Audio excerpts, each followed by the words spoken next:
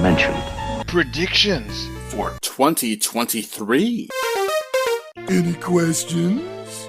Do you remember the future? All right, everybody. Before we get into the prediction show, I need to get some stuff off my chest. So, unfortunately, I was not able to record the prediction show in one whole piece. I had to record it with each individual member.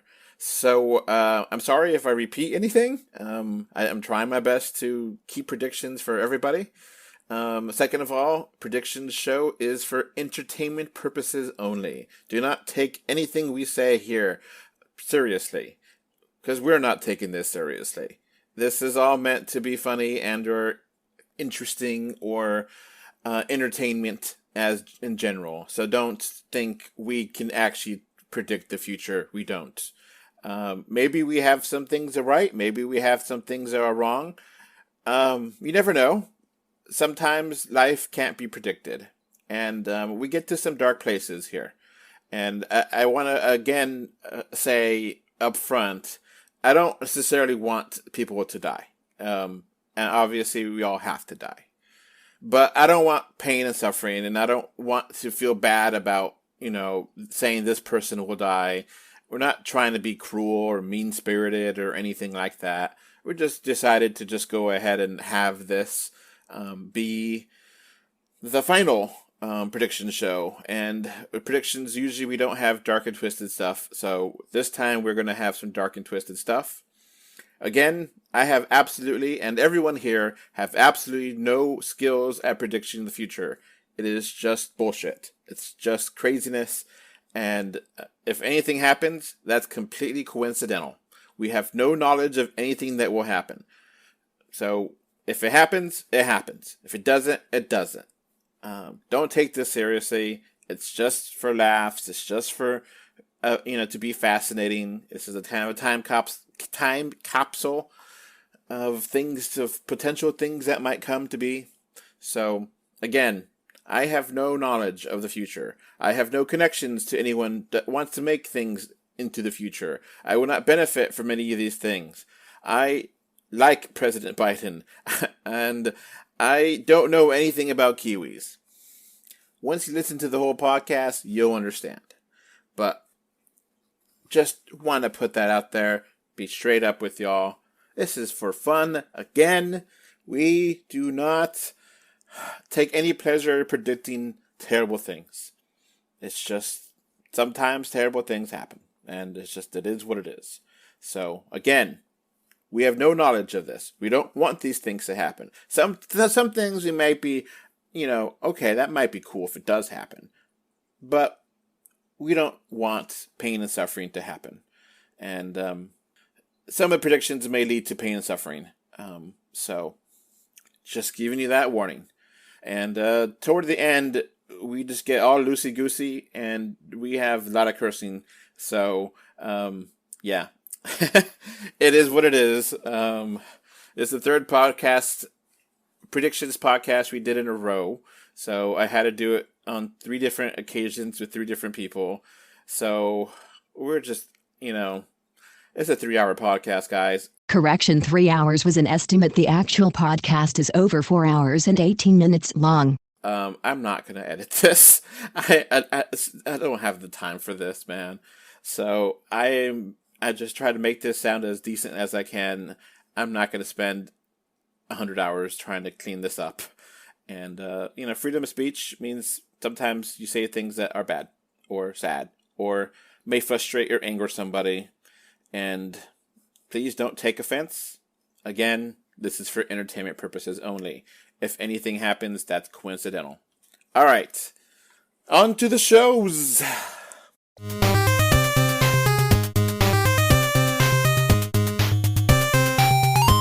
Hello, welcome, Jacob, to the prediction show for 2023. Thank you. Thanks for having me. Through the magic of editing, we're going to have 2 sections, and I'm going to combine this together, and because Jacob is not available whenever recording the first section, So we're going to just add this as a second section, so he could recap the predictions we did from last year, and we could talk about movies you're looking forward to and movies that you're dreading for 2023, and a new section here with some stuff that neither one of us could have predicted, and some dark and twisted stuff.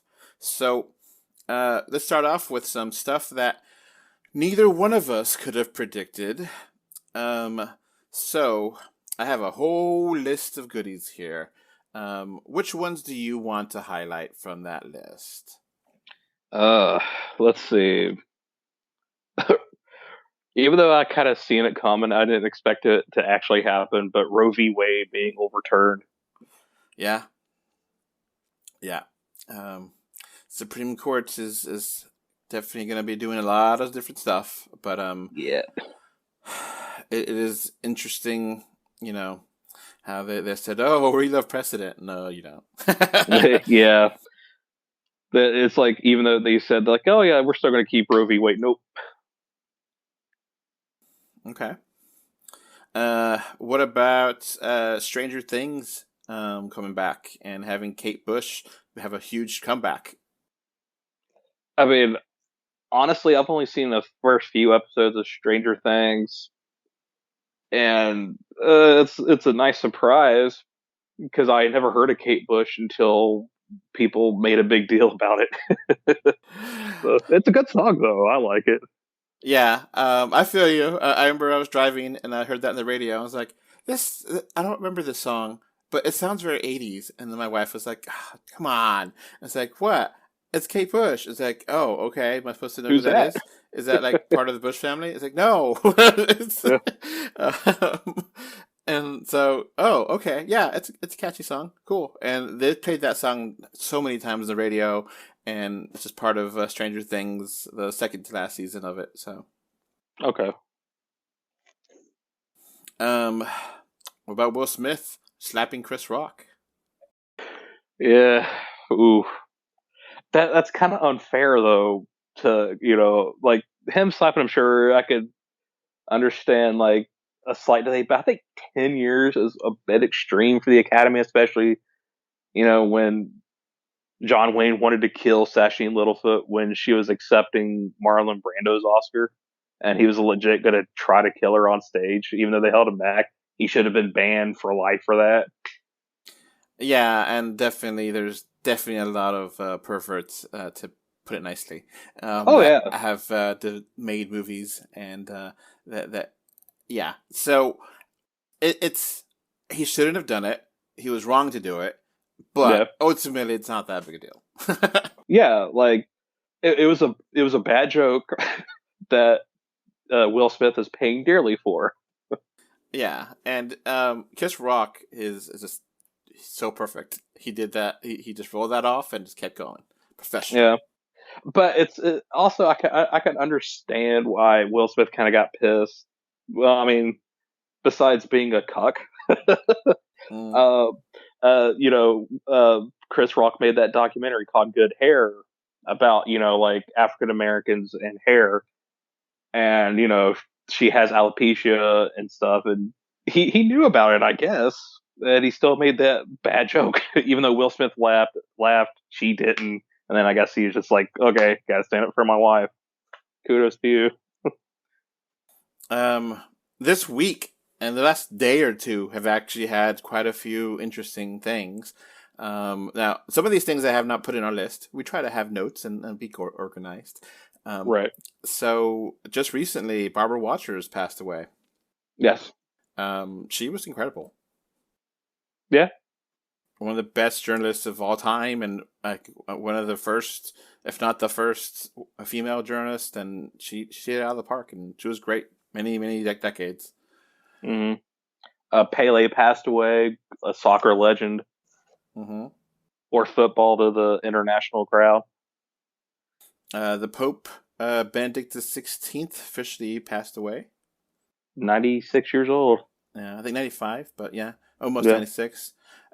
Trump's tax returns finally get released. Yeah.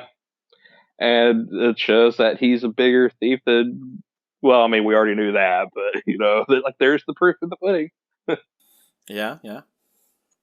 Any of those things you really want to dive into, or no? I mean, not really, because I'm aware of Barbara Walters, but and Pale. I don't know much about sports and the Trump. Like, I already know Trump's an evil crook, and still some people want to just stroke his ego, among other things. They just, I don't know. That's not really worth talking about. It's just, eh. Okay.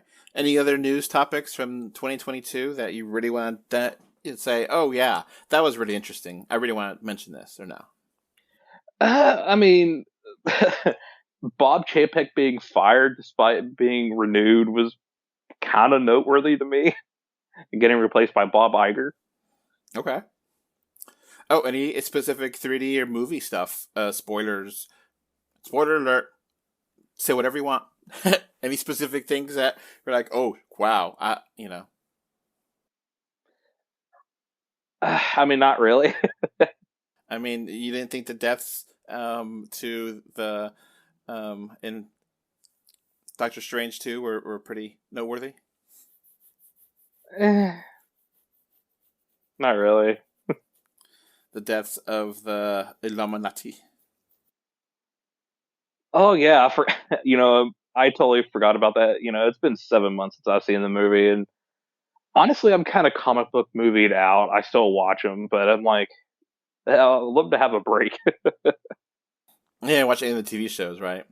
Right, except for the first, like WandaVision and Falcon and the Winter Soldier. I still haven't seen any of the other ones. Oh, Brittany Griner coming back home. Yeah, that was pretty nice. Even though we kind of gave him the Merchant of Death, which is an unfair trade, but sure, why not? Yeah, I mean, apparently now he's toothless and he's not going to be able to do anything else. Now, have you actually seen that movie, Lord of War, with or that's movie that's about the character, about him? I've seen bits and pieces of it, and what I've seen of it's really good, but I haven't seen the whole thing. I haven't seen it in a few years, but I really do love it. I mean, it's such a he's such a bad guy, but he's such a likable bad guy. I know it's not entirely documentary, and there's some Right. fabrications, but Because I like the fact how they actually had to buy real AK-47 because it was cheaper than fake guns. but yeah, it's actually a really good movie. And knowing that, oh, that's the trade you got. Ooh, I don't know about that. I mean, look, I definitely I'm happy that she's home, but it's someone that has directly led to the deaths of thousands of people. Yeah, it's like, well, not even a sports legend. Well, I mean, I guess she is now because she got arrested. To Merchant of Death. It's like you traded your hollow Charizard first edition for a common Pikachu card, The Lord of the War with 2005 movie with Nicolas Cage. Okay. Yeah, I mean, it's I don't know. Maybe I just don't follow sports enough that I didn't even know who she was. So it's like, oh, okay. Well, I'm glad she's home. I'm glad she's back. But at the same time, it's a trade. Yeah, It's not. it's just like Vladimir Putin. It's just, I wish he would just retire and or die because he's just an evil man. All right. Well, then let's not get to what movies are you dreading for 2023, and what movies are you looking forward to for 2023? Dreading first. Okay, the first one I'm dreading, but I'm also gonna go see it because I'm slightly anticipated for it. The Barbie movie. Oh, yeah. I was like, this trailer looks fun, and Margot Robbie is great. Um, I think they have the right kind of brain, or not brain, but the right kind of mindset for it. I feel like it's gonna be like the Brady Bunch movie, where it's totally self-aware and it's hilarious. I hope it is because you got Greta Gerwig, fantastic filmmaker, and her husband is Noah Baumbach, fantastic filmmaker himself, and I hope it's good because they got a good cast and the production design, at least when you see the Barbie world, fantastic as well. Oh yeah, and then of course it's like I said, the whole thing with Brady Bunch. It's the Brady Bunch movie should not work at all, but it does so well. Oh yeah, I mean that's just like that one and its sequel are like fantastic. Like I like how it switches like whenever they're in their house, it's just flat sitcom lighting, and then once it's out in the world, it's like Southern California because it is, and it's entirely different. It's fantastic touches like that. I hope they do here. Okay. What other movies, 3D and or otherwise? We have no idea if Barbie's a 3D movie or not. Right. I hope so. I mean, you would think so, but lately it's been crazy. Right. With, Oh, go ahead. what about Megan? Are you excited for that? I mean, it looks awful, but my girlfriend and I is going to go see it because I want to see the dancing doll android creature just shimmy and stuff. Megan spelled with a 3. Me Thregan. What other movies are you looking forward to? 3D or 2D? Whatever. Even though it's another case of the Barbie movie dreading, also anticipating, is M. Night Shyamalan's Knock at the Cabin seems intriguing. Yeah. I saw that trailer and I was like, oh, okay. Yeah. I just hope there's no stupid twist or anything like that. I've heard the last few movies of his have been good, but I have not given them, except for Old, which I heard is really bad.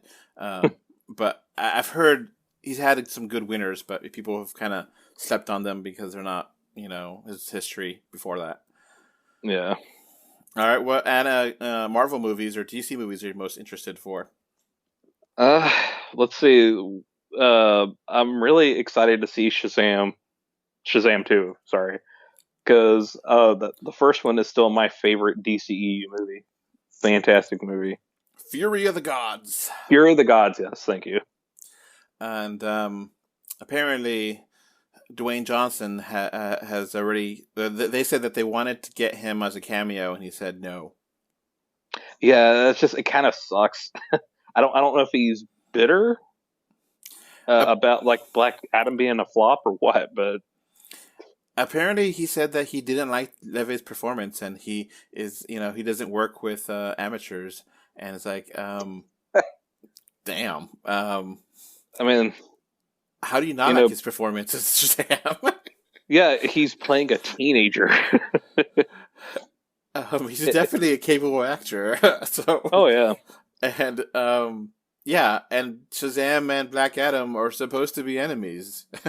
Yes. So I mean, like a mature demigod versus immature teenager. Fantastic. Yeah, or I think Black Adam's always had the arrogant cockiness to him, so that that's where he's a weakness. Where the wholesome, sweet Shazam or Captain Marvel has been able to win because he's just so sweet and nice, and that he just can't think of how to do that. Right. But it definitely looks like Black Adam franchise is dead in the water, so that's not happening. Yeah. And I kind of get the impression, I don't know if other people have said this, but like, it looks like he wanted Black Adam to be Black Adam versus this thing, or Black Adam versus that thing. So it's like, I want my Black Adam movie to be Black Adam versus the Justice Society. And then DC was like, or Warner Brothers was like, I guess, sure. And then then it's like, oh, I want a mid-credit scene with Superman. So I want to be Black Adam versus Superman. And it's like, okay, you could have your own Black Adam movie without being versus someone else directly, Yeah. I still haven't even seen Black Adam. Okay. What other movies are you looking forward to? Cocaine Bear. Yeah. That looks like fun. Yeah, it looks ridiculously stupid, but a lot of fun. I know it's directed by Elizabeth Banks, and I don't want to be called sexist for not missing out, so I guess I gotta go see it. I mean, it looks they know what kind of movie they are. So right. Any other 3D movies you're really looking forward to? Let's see. I don't know if it's 3D or not, but D&D. The D&D movie looks pretty good. Super Mario Brothers is probably my most highly anticipated one. Okay. What movies are you dreading? Besides the two I mentioned, I've seen the trailer for Book Club 2. I haven't even seen Book Club 1, but that one looks awful. Oh yeah, Uh, I kind of got mixed feelings about the new Evil Dead movie. I don't know how I feel about that. I love Evil Dead. I hope it's good, but without Ash, it's just not going to be the same. yeah. Okay. Transformers, and like, I'm just not a huge Transformers fan. I know they got a different director. It's just the trailer didn't look good. But I really don't want to see that. But I'll see it, I guess. I mean, if it's not 3D, will you skip it? I don't know. I might see it anyway. I skipped Bumblebee, even though I heard it's good. I just never got around to it. Yeah. All right. Uh, Go ahead. Anything else you want to say? The Flash, I'm also kind of dreading, but also anticipating highly because I just want to see if it's going to be a train wreck or not. Okay. Fair enough. All right. Now, do you want to know what 2022 movies that you were dreading and or looking forward to? What Yes. those were? Yes. So to recap, I have re-listened to the podcast for 2022. Now, listeners, we were currently recording this on New Year's Eve, 2022, December 31st, approximately 12:30 p.m. Central Standard Time. Usually we try to record this in the new year, but scheduling-wise, Jacob is not available, so we want to try. He's available now, so let's go ahead and record now. Just putting that out there. So if anyone's like, oh, when did you guys, of course you knew that this thing was going to happen in 2023. Nope, we have no idea. It's not even 2023 yet for us. For y'all listening, it is, but not for us. So, yeah, just put that out there, the date and time and all that, so that way people don't get pissy. So, all right, you were, the things that you were looking forward to. Jackass Forever. How'd that work out for you? A little underwhelming, but it was fine. It was a good movie. Definitely enjoyed it. It's ridiculous, but fun. Yeah. Scream, the new Scream movie. I don't know what that, is there like a subtitle to that or no? It was just called Scream, but it's officially known as Scream 5 now, I guess. How was that? Really good. I'm looking forward to the sixth one. I do wish that Jackass Forever was 3D though. I think that would have been cool. Yes. I never got to see Jackass 3D or yeah, but I never got to see that in 3D. So Same. you're looking forward to Sonic 2. How was that for you? Really good. Not as good as the first one, but it was really good. I liked it. Yeah. Maybe I like it a hair more than the first one, but I don't love the first one. I think it's still very good for what it is. Some of the pop culture references are like, ugh, grown. The flossing. Oh, yeah. And then, like, some of those plot points was it's like, what the hell are you doing, movie? Oh yeah, but Jim Carrey, his back is hurting from both these movies because he's carried them. Yeah. And, like, I don't know who said this. I'm going to steal it or borrow it, but they're like, why exactly did they decide to just ruin this woman's wedding in this movie? Yeah, like, I mean, she wasn't even like, it wasn't even a real wedding because it was just a plan. I'm like, that's manipulation. That's awful on the government to do that. Yeah, it's just like stop the whole movie. Let's ruin this person's life. And Sonic, It's like, what the hell? Bob's Burgers. How'd you think of that? I wish more people went to go see it. It was a fantastic movie, but damn you, Top Gun Maverick. Bob's Burgers movie I really enjoyed, but I haven't seen it more than once. But I did Yeah, very same. much enjoy it when I went to the theater, went to Alamo, and had a good time. Yeah. Now, we were wondering back when we recorded the 2022 prediction show how they're going to deal with Jimmy Pesto, being that he was fired from the show. And they did not deal with him because they didn't even mention him or have him on camera. Nope. And the season of Bob's Burgers that after the movie, I think were actually fantastic. One of the best. I don't know about you. I haven't watched newer Bob's Burgers yet. Like, I don't have like basic cable or anything like that. You can watch on Hulu.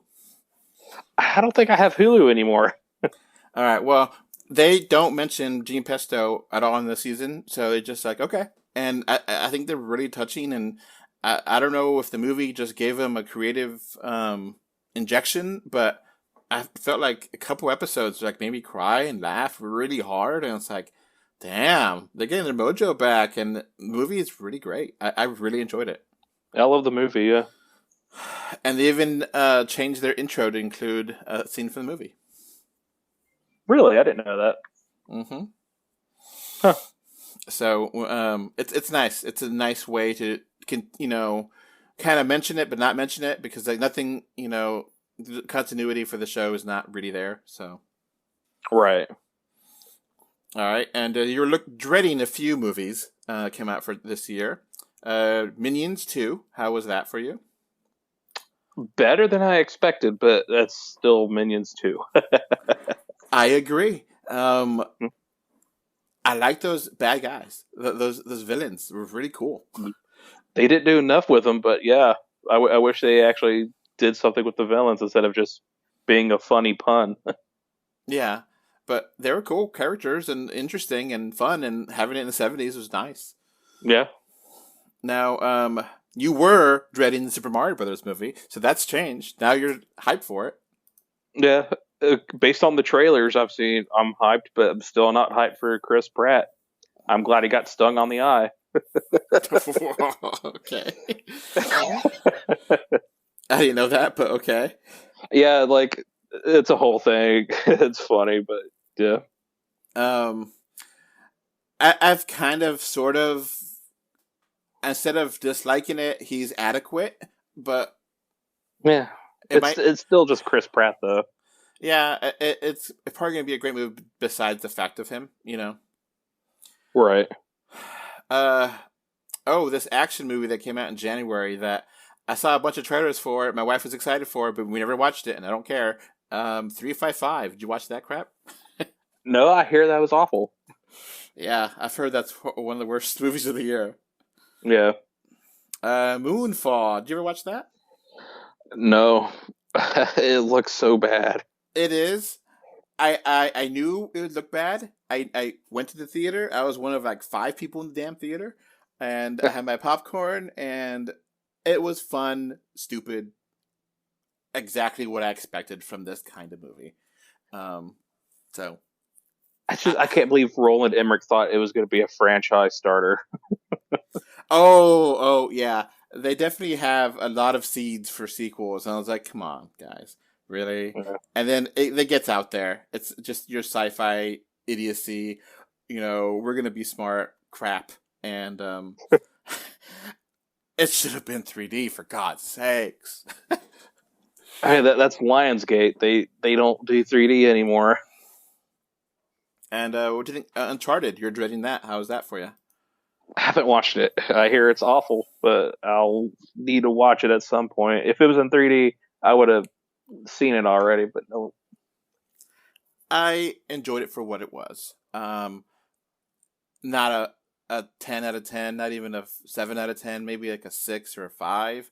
But it was a fun little afternoon ride, and I wouldn't necessarily watch it again, but it was fun while it lasted, and it was good enough that I don't regret seeing it in theater. It was fine. It was fun.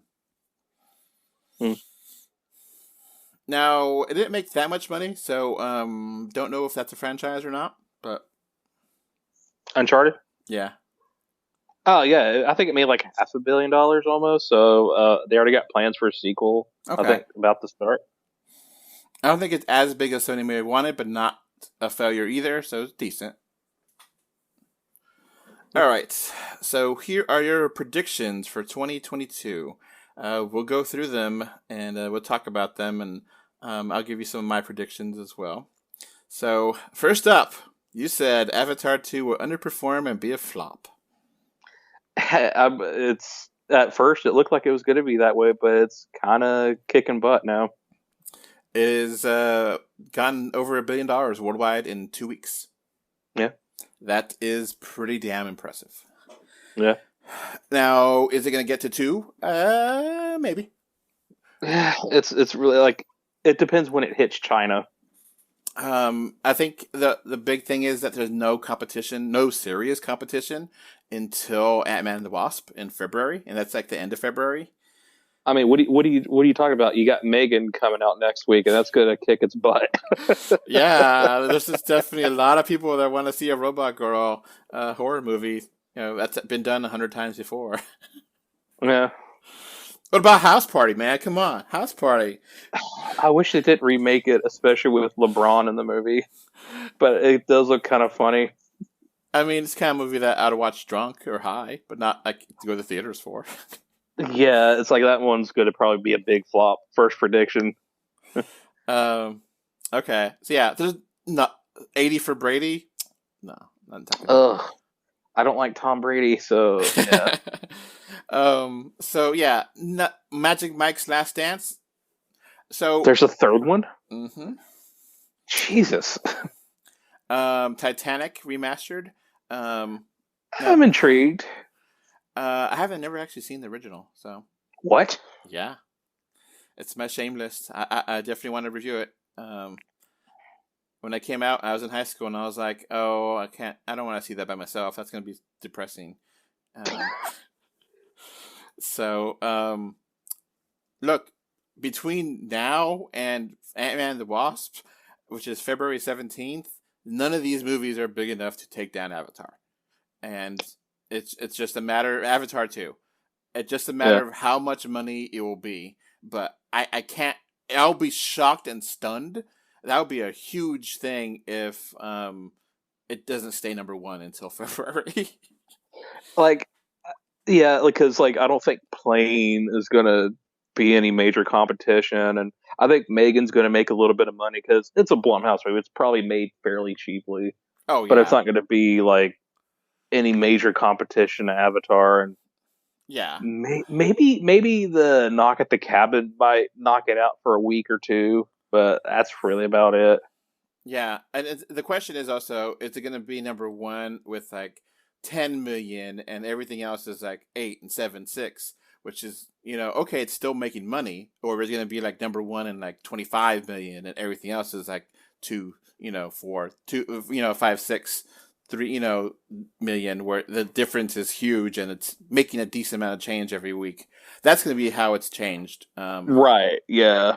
It's just like here recently, especially with COVID, nobody's really going to the movies unless it's like a big movie like Avatar. So it's just really hard to tell. I can't really gauge it anymore. All right, so what was your first prediction again? I kind of missed that. I was gonna say, Megan takes oh no, I think Knock at the Cabin will probably be like number 1 for a weekend, but that's about it. For okay. like knock it out of Avatar too. That All right, so Avatar 2 underperforming, being a flop, absolutely wrong. Sorry. yeah. Spider-Man, which at the time was, I don't remember that title. The title was terrible. No Way Home. No, Across the Universe, which now it's Across the Universe, but it was Oh, Spider-Verse. Spider Verse. Yeah, Yeah. Spider-Man and Spider-Verse Across the Universe Part 1 or something like that, back then. Yeah. You said that was going to be the first animated movie sequel to an Academy Award. Now, it got delayed, so that is to be determined. Yep. Which is a shame. Now I'm rooting for Puss in Boots too to win the Oscar Gold. Yeah, I really have no idea what else came out this year. I mean, I guess people are really hyped about Pinocchio from Guillermo, but I think it's going to be too dark for most audiences, and Oscars tend to go for more lighter fare. I don't know about that, but we'll see. But yeah, it's supposed to be super heavy and depressing as hell, and it's like, Well, lighter fare when it comes to animated movies. I mean, the first Shrek was best animated film of 2001. yeah. All right. So here's an interesting one. You said in general, it will have more 3D releases in the than 2022 will have more 3D releases than the past 2 years combined. And I think that's true. I did the counting, and obviously I did the counting based on our reviews because I think we reviewed everything, at least everything that we had a chance to. I mean, I don't know if there's a movie that came out in India or something that, no offense to Indians listening, or Japan or China that China, was yeah. 3D, and we had no idea that it came out because it didn't come out to us and never got released here, never got popular. So, okay, I counted there 14 movies in 2022 that we reviewed. That's the same count I got. And there was 15 in 2021. Really? Mm-hmm. So no, I'm sorry, man. Oh, shit. I'll go through some of my predictions. I go some of my world history predictions first, I guess. I will say that COVID ended at June after the second booster shots were given. No way in hell that happened. COVID's here for good, whether we like it or not. Just depends on severity. Taco Bell bringing back the volcano tacos, the flaming hot tacos, and making them Nope. to be a flaming lava taco. I Nope. still wish. If anything, it's harder to get the Doritos Locos tacos than it has been. Supply chain issues, damn it. I could get them all the time if I wanted to. Knock on wood. I mean, like the Doritos. Okay, let me rephrase that. Anything but the classic Doritos Locos is hard to find. Like, I don't think they even have the Cool Ranch and the flaming. Oh, they discontinued those. That's why. Yeah, and the flaming was there for like a hot minute and it was gone. And I was like, this is actually good. Why are they getting rid of this? I guess to simplify the menu for COVID, but... And I always thought it was a missed opportunity not to have a Frito version. I mean, just makes it a little bit saltier. Okay, that works. I mean, they did have that burrito with the Fritos in it, the hot Fritos, but... That was a good burrito, yeah. Yeah. Oh, and it said Little Mermaid trailer will be released, and it will Yes. look good, which I think, for me, it does look good, and it was released, so I will give that yay. Yes. Now, the thing is, Little Mermaid and Aquaman 2 soon, they look like shit compared to Way of Water. Yeah. Yeah, Wakanda Forever as well. That looks, the underwater scenes look so bad compared to Way of Water underwater scenes, which are stunningly gorgeous. Yes. And it's not fair, but it is what it is, and it's just we have a run, a little trend of water movies that's coming out, and everything's going to be compared to Avatar now that we've seen it, and we know it's gorgeous. So, I mean, I'm just pretty sure that they didn't have $350 million budgets for those movies. True. All right. You said Top Gun 2 will finally come out. And boy, Yeah. It did, didn't it? Yeah, it did. It is currently the #1 movie of 2022. Now, it's getting weird because, we're recording this on New Year's Eve, and Avatar is still in box office, and the way that Hollywood counts its movies means it counts it from when it released. So Avatar 2 is still going to be the #1 movie of 2022. It's just going to keep making money in 2023. Right. So I guess technically speaking, Top Gun will be #2. But it's still damn impressive that it was #1 movie for a majority of the year. Mm-hmm. And have you seen Top Gun, Maverick? I have not. Oh my god, so good. I mean, the cinematography, which makes it so good. It's still corny, stupid crap, but I still, the camera work. I was so happy to see that in the big screen. It's, if some things are worth seeing IMAX and big screen, that is one of those things. I think you see it now on Paramount Plus, but still, just how that camera work and how the cinematography, actually having the cameras on the jets, it's so incredible to watch. Oh yeah, I mean, based on the trailers, it's phenomenal. The cinematography is phenomenal, and the action looks great. And I think my prediction is it's gonna get some major award, get nominated for major awards, but it's gonna win in the technical categories. Yeah, I guess probably editing. It's probably going to be cinched to win that. Editing, sound, maybe cinematography. Yeah. Um, Avatar 2 would, if it doesn't win Best Visuals, it's a damn shame. Yeah, Now I mean this, that's pretty much a lock. yeah. All right, so this next one here, made me do some homework, man. Trying to get to see if your prediction was true because it was kind of complicated. But I'll give you this: it was absolutely true. You did a good job. Okay, Do you remember this prediction, or do you remember any of your predictions? no. Okay, I mean it has been a year essentially.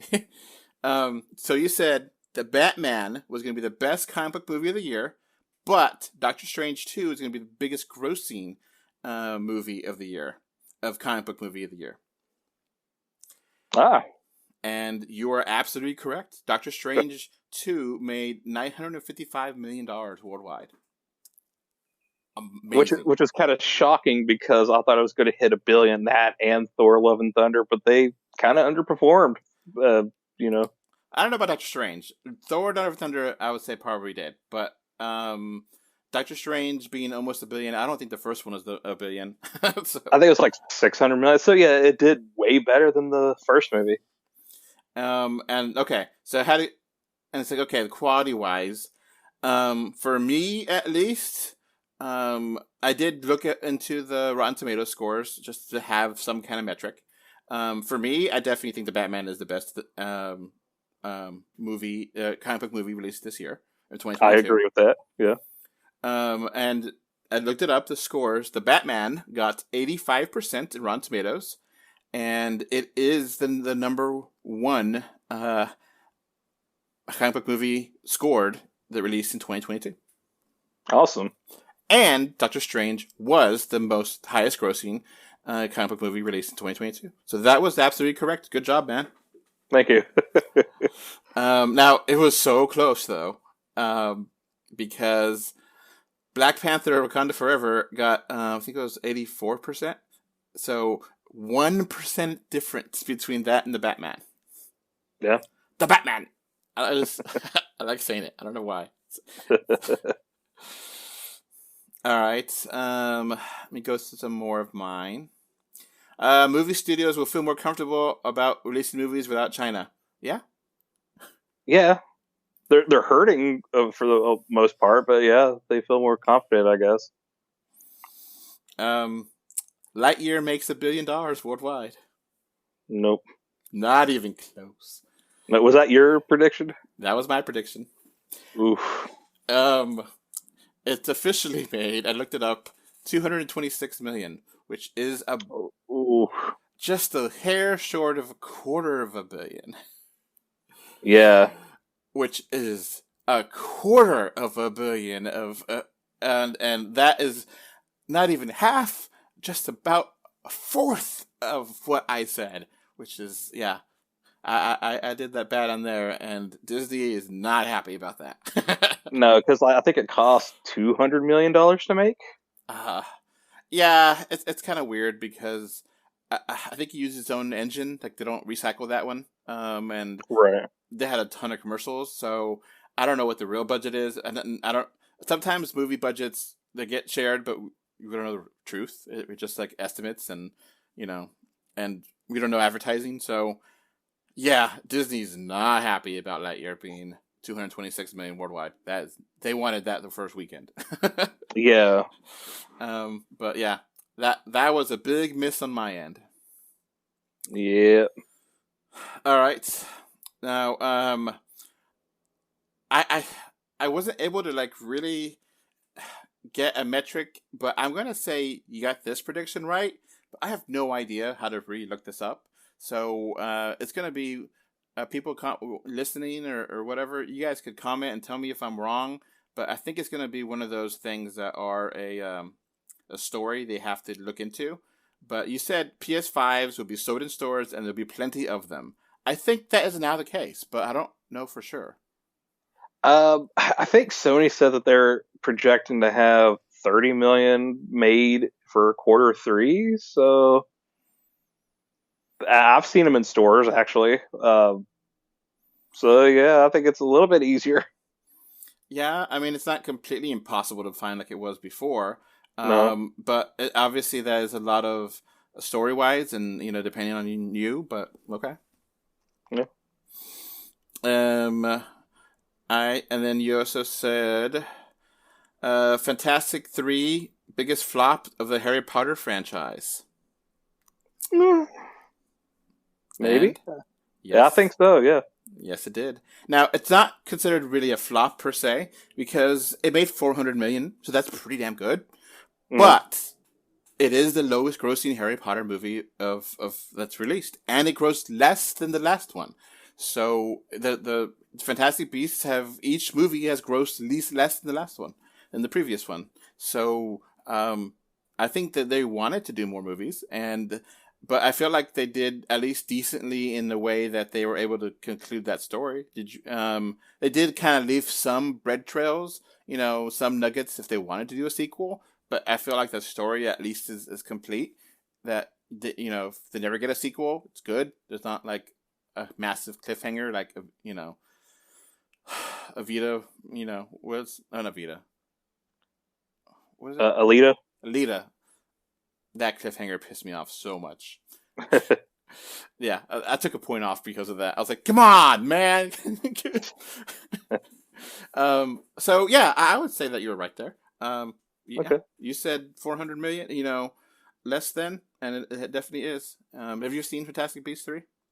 I haven't seen none of the Fantastic Beast movies. They don't look great. I liked it. And I don't love it. But it's fine. Yeah. Tis fine. It is satisfying in a way. It's stupid, but it's fun. Stupid. I just hate supporting J.K. Rowling Yeah. anymore. It's tough to do that.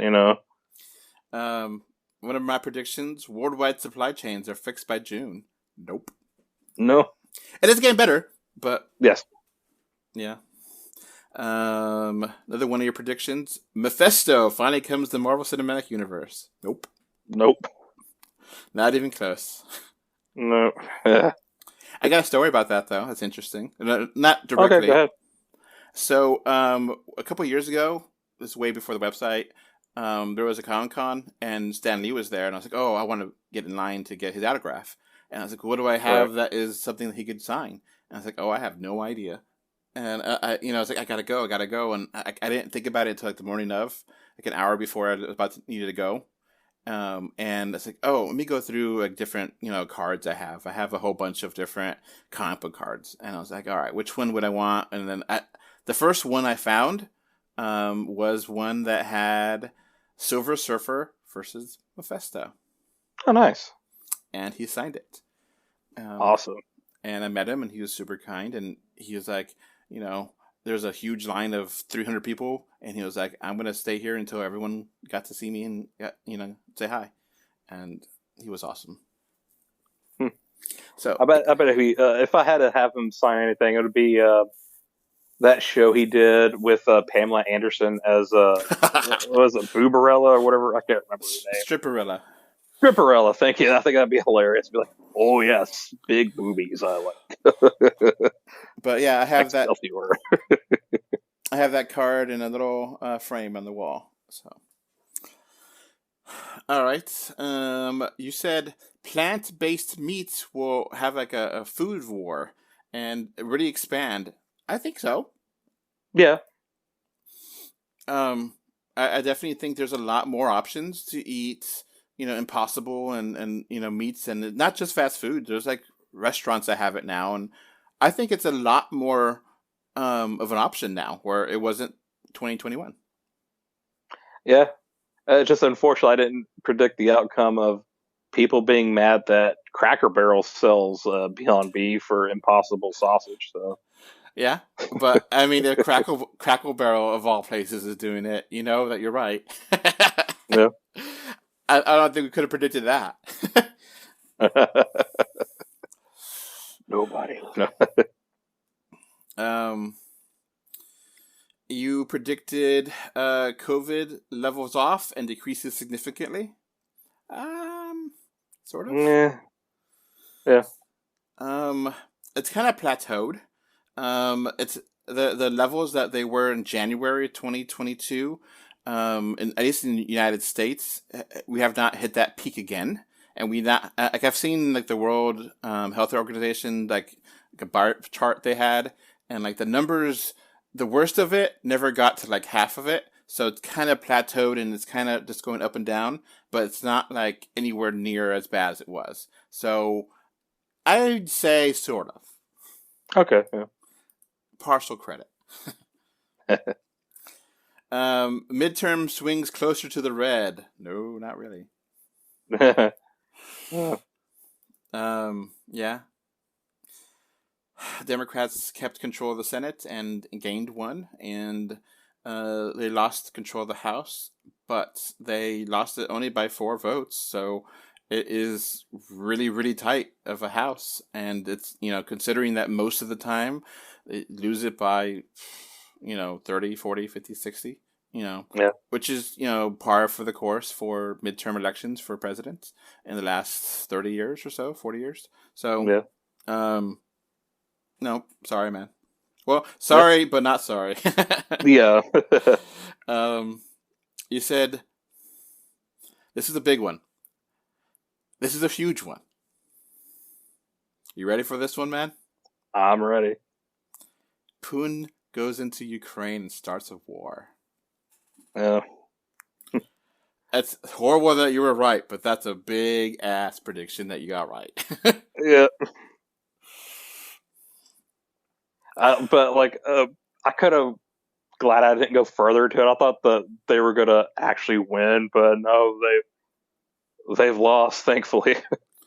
It's impressive how long it's lasted, and that it really is incredible, because I was assuming that and I think most of the world was assuming that it would fall in a day or two or week or month at tops. Yeah. And it's been, I don't know how many months now. Almost a year. Yeah. In February, it'll be a year. So that's incredibly impressive, and it also kind of shows how bad shape Russia is. Yeah. You said Ted Cruz is the Senate seat, but then I corrected you and said, well, Ted Cruz isn't running for Senate, and Abbott is running against Beto, and you said that he would win. Beto would win. No, he did not. Nope. Not even close. Not even close. Yeah. You said Stacey Abrams would win Georgia governorship. Nope. Nope. You said Quibi's going to make a comeback. Nope. That was just for fun, though. I knew it wasn't going to come back. Google gets broken up. Nope. Nope. They should. Different governments regulate crypto and NFTs. Nope. Nope. But I think they will, though, after this year. That'll be another prediction. I said police reform will be passed into law. Nope. Nope. Especially before July 4th. Absolutely not. Nope. Federal election reform would pass before July 4th. Nope. Nope. But there was a fix to the electoral college count in the omnibus bill that was signed into law, but that was signed into law a couple days ago. Right. Which basically changes it so that January 6th is not exactly the same. So where before it was legally in a gray area but mostly people thought the vice president couldn't decide to do things. Now it's very clear in federal law saying the vice president is there for ceremonial purposes and cannot side on one side or another and to decide things. Right. And it was easier to object to the count of the electoral college, and now it's harder. So that is electoral reform, but barely. Right. Not at all the massive amount of electoral reform that I think is needed or that I would want. Yeah. So maybe 25% credit for me, but nah. Yeah. All right, so that is all your predictions and everything that you're looking forward to and everything that you're dreading for 2022. Now let's get to some predictions for 2023. All right. So, what's your first? Okay, I think we're going to carry over the crypto one from last year. Like, I think, especially with FTX and some of the other ones kind of crashing this year, and that guy, the Sam Friedman or whatever his name is, Yeah. getting arrested. I think there is going to start having some reforms in the crypto slash NFT thing. Okay. Do you have any specific 3D movie related ones at the top of your head?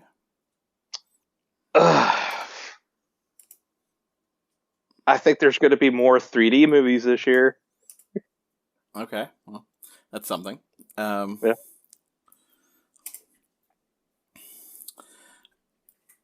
Now, okay, I'll go for a few of mine. Okay. Since this year, 2022, that we're recording, we got some 3D releases of classic movies that we weren't expecting. I'm going to say we're going to have a few. Okay. And one specifically that I will say is that the 2001 Space Odyssey will get re-released in 3D. Ooh, that would be the film's 55th anniversary this year. And yeah, I think 2001 looked pretty cool, especially with depth. Yeah. Yeah, I think it might be cool. I don't think it'll happen, but I mean, hell, were we either one of us expecting Jaws or Dawn of the Dead to come out in 3D? No. So no. Let's see. I think they're going to re-release Jurassic Park in 3D this year because it's the 30th anniversary. I don't know if they're going to do like HFR or HDR, but I think they'll re-release it. Okay. When they did have a 3D re-release of Jurassic Park, you think just that 3D re-release would get released again? I think they'll probably add HDR to it, maybe, because I think it did fairly well at the box office last time, like 10 years ago when it was released. If I'm not mistaken. It looks incredible too. I still haven't seen the 3D version, but I have seen the movie and I love the movie. Yeah, the 3D is great for the original. I watched that in IMAX 3D and it's gorgeous. And my brother-in-law showed us. I gave him the disc when I bought it because he had a 3D TV at the time and I didn't have one. And we watched a little bit of that and it was so good, so good. They worked so hard on that to make that look gorgeous in 3D. Cool. Trying to think of other like 30th anniversary films. Like, I don't think they'll release Schindler's List in 3D. No. All right. I'm gonna say the Craven the Hunter movie be delayed. Again? Again, it's not happening in 2023. Yeah, I could see that. So I think they'll probably push that to 2024 at some point, but then Madam Web will probably be taking its spot, which was supposed to come out in October of next year. I've lost track where things go anymore. Yeah. I don't care either. They should just cancel it. Like, I haven't seen no behind the scenes photos, no posters or anything of these movies. So who knows if they actually exist yet? I mean, let's just double down on their animation because Spider-Verse is great. And Spider-Verse 2 looks great too. Yeah. All right, what's your next prediction for movies, 3D, anything? Let's see here. It's going to be kind of a long shot, but I think they're going to actually start coming back out with 3D TVs, especially with Avatar 2 being fairly successful so far. Okay, cool. Will it be 8K or is it still going to stay with 4? I think it'll be a 4K 3D at some point. Okay. I will say that A Bug's Life will get a 3D 4K remaster re-release for its 25th anniversary. Ooh. That's a good one. Because they had already, I think they'll do one for Wally for the 15th anniversary. Yeah, Bugs Life is one of the ones that probably has aged the worst, maybe, or it's not as good as it was when it came out, and I definitely feel like they could, the 4K would be the 4K of actually just re-rendering it. It's not going to be, upscaled. It's going to be re-rendered to be modern looking, and Ooh, because it's the original still exists. You can still see the original, but they're gonna really advertise the hell out of redone for modern technology and 3D and the same movie you loved, but now glorious. High definition. Not gonna say 4K or high. HDR, but they'll say gloriously restored to be better than you ever remember. yeah. I don't know if there's that many fans of A Bug's Life as there are like Wally, but sure, Yeah, yeah. I'm down with it. All right. Hey, another one. Uh, Finding Nemo gets the same treatment because of the 20-year anniversary. Okay. I don't remember. I think Finding Dory was that good in 3D. I was like, okay. And Finding Dory was kind of okay of a movie too. I liked it, but I didn't love it. I haven't seen Finding Dory. Finding Nemo's 3D was just okay, but the movie was fantastic. Okay. Um, I will say that Disney's animated movie Wish is a massive bomb. I know nothing about this movie. I think it's gonna flop too. Um, it's a movie about a star that appears and grants wishes to those who get it. So essentially, Puss in Boots 2. Yeah, and Puss in Boots 2 has already knocked it out of the park and has the same story. And yeah, I think it's maybe underappreciated because of Avatar coming out, but Puss in Boots 2 is fantastic. And it's the same basic storyline. And yeah, there's just kind of struggling lately with some animated movies. Yeah. I mean, it's kind of been hit or miss. So. What? All right, next one. Hmm. Now it could be 3D or regular or news or whatever. I'll let you mix it all in. Okay. I think Trump is either going to die or go to jail this year. Okay. All right. I guess we can get started with our dark and twisted predictions, which is a new addition to the predictions. Usually we don't try to predict death onto people, but this time, screw it. First Amendment, whatever, and fun. So yeah, I think I see that as a very, very possible potential. And actually, you kind of stole mine. Yeah. That basically Trump is going to finally all of the stuff is going to come to roost, and he's going to go to trial, be convicted, and basically all the classified information stuff is that's going to be it that really got him, and they're going to have so much stare, and it's going to drive the media crazy because they can't talk about it. Yeah, it's like I don't think it's going to be about like the January 6th stuff. I think it's actually going to be the taxes, just like Al Capone. Like I think the New York district attorney is going to try to crack down on him on that. And I think I also think he's going to die in jail, but I think he'll die relatively quickly and be like, oh, he can't last very long in jail. I think he's in the worst, really bad physical shape that we don't know, and not having constant doctor support and just having him be actually in jail will be depressing as hell, and he won't want to fight. And yeah, I mean, I don't think it's going to be a maximum security situation, but yeah, it's going to be. He's in his 70s. I think he's already mentally unwell, but it's just. I think he's starting to get worse. All right. Any other darker, twisted ones you want to mention? Any other movie ones? Let's see here. Ant-Man the Wasp coming out. I don't know if you want to predict anyone there. Anything happening in that movie? Okay, I think maybe Bill Murray's going to be Mephisto, his character in the movie. Interesting. Okay. I'm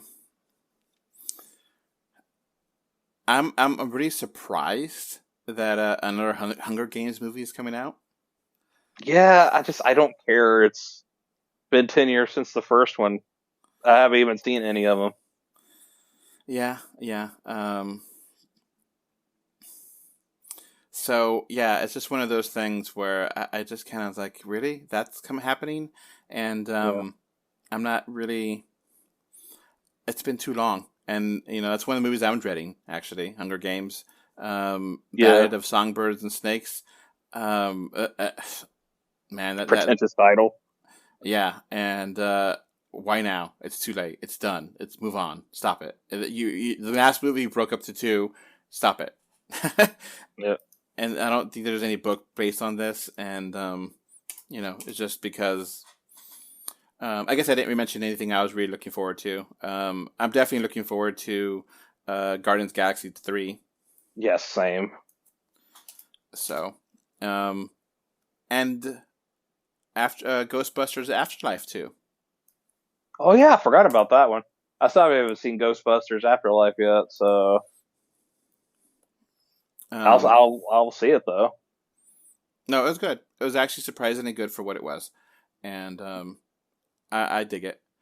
So, all right. Oh, okay. Oh, right. Go ahead. I was going to say, I think Batgirl may be released on HBO Max in 2023. Interesting. I think it's going to be a pretty weak year for money for box office overall. I think it's. Oh yeah, go ahead. It has been for a few years, but I think it's going to be a pretty weak year. There's going to be some hits here and there, but it's going to be either a hit or nothing. It's going to be $100 million for Guardians Galaxy 3 weekend, or it's going to be $2 million for Megan. I'm actually going to go in the opposite direction. I think it's going to be a better year, but it's still not going to be as high as it has been. Because like looking at the slate, it looks kind of fairly stacked, especially for the summer. Looks like there's going to be a lot of competing movies each weekend instead of like Maverick just dominating everything. Okay. All right. Do you have anything else, or is that it? Like just in 3D or like predictions in general. General predictions, twisted, dark. I think Putin is probably not doing well and maybe either give up his seat or die or a coup to depose him.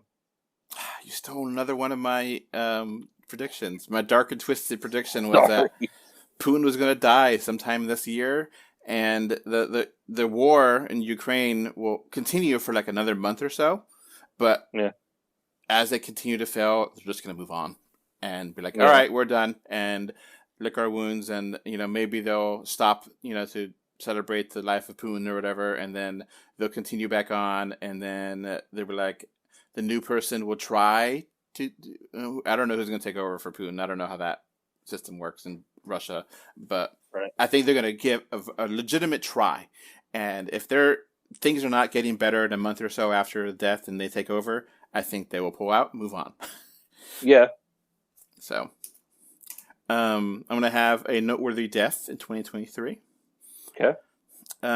These two people you may have heard of. That's why they're noteworthy. Athlete Ken Griffey Jr. dies. Ooh. The junior or the senior? Junior. I didn't know senior. There was a senior. Oh, yeah. But yeah, we know him a lot from video games, from 90s, from Nintendo. But and then the other one is Kid Rock. oh God. I don't know about that. Maybe Ted Nugent, but I don't know about Kid Rock. Just put it out there. Yeah. That's some dark and twisted predictions, and not trying to be an evil person or anything, and I'm not trying to profit off of this of their deaths or it is what it is. We're all gonna die, and I'm sorry. Yeah. It's just life. It's just part of life, and people are gonna die, and I kind of just picked some random people, some people that are older. So me and Jacob are doing this now. We're gonna also do another one of these podcasts with Jake and John, and then I'll have some more there too. So then we'll all be combined together. But I'll throw another one here. Okay. Richard Simmons. Oh. I thought he's been I think he's probably about bad shape, and we haven't really seen him that much in the last couple of years. People thought he was dead already, and yeah. Yeah, that's sad though. All right, I'll give you one more random ass one instead of to not end it. Unless you have any other ones or no? No. All right. Shazam 2 will have a post-credit scene, and that post-credit scene will have Black Adam, and that Black Adam will be portrayed by Henry Cavill. That would be interesting. They'd have to explain it, but yeah. Oh, it's just the multiverse. Who cares? It doesn't matter. Yeah. We never got to see the Superman in Shazam 1, so we don't know if that Shazam is in, he knows of, in the trailer he mentions Aquaman and Flash, but, we don't know if the Superman in Shazam universe is, and I kind of think they're going to reboot the universe anyway, so it's fine. They could just, that could be the ultimate FU to Rock for just all the drama he's caused. And you know what? We could film that pretty quickly, and then that way Cavill is actually pretty happy about that, and they can make a brand new Black Adam movie and give Cavill another shot. Yeah. Any other random ones? Just life, science, sports. Let's see. I think the Buffalo Bills are going to go to the Super Bowl and win. Cool. Awesome. I think that's a perfect way to end this prediction show. They haven't done that. I don't think it's been decades, right? Right. I think the 90s was the last time they had a good team. But I don't think they won when it was against the Cowboys, right? Way back in the right. Yeah, and they lost. The Bills lost. Yeah, that'd be cool. The Bills have been in bad shape for years, but recently they've been pretty good. So yeah. All right, is that going to be for this season that's happening now, or for the 2023 season going into 2024? Oh, it'll be the season now. Okay, cool. All right, well, that is our predictions for 2023, and I'll have more in the other part of the podcast, but I wanted to share some during this. That way it's a fun podcast for you listening, and for you, Jake, for participating. Oh, yeah, anytime, man. All right. Thank y'all for listening, and happy 2023. Yep. Have a happy new year, y'all. Bye. Bye. But wait, there's more. Hello. This is Adolph, and I have with me John. Hey, everybody. Happy New Year. We're doing the prediction show. This is John's first prediction show. So, yep. And then this year we're going to change that up a little bit. Usually we talk about some stuff he did last year, but obviously John wasn't here for the 2022 prediction, so we can't have that. But we're going to have some new stuff here. Have to record this in 3 sections, so we just have to edit it all together. But I have plenty of different predictions for each show, so it's all going to be good.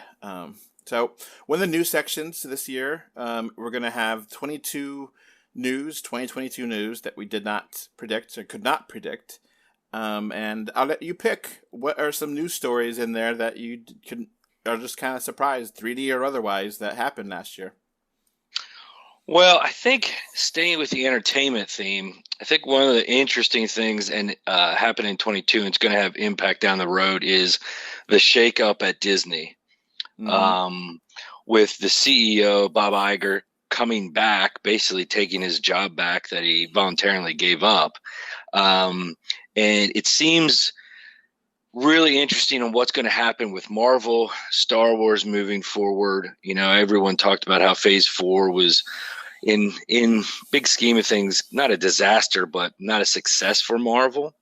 That has to be part of it. Obviously, streaming being impacted, Star Wars, they really cut back on that. Now you're hearing about Marvel shows being cut back on. I'm seeing just 3 now for this year where they were doing more than that, had that planned.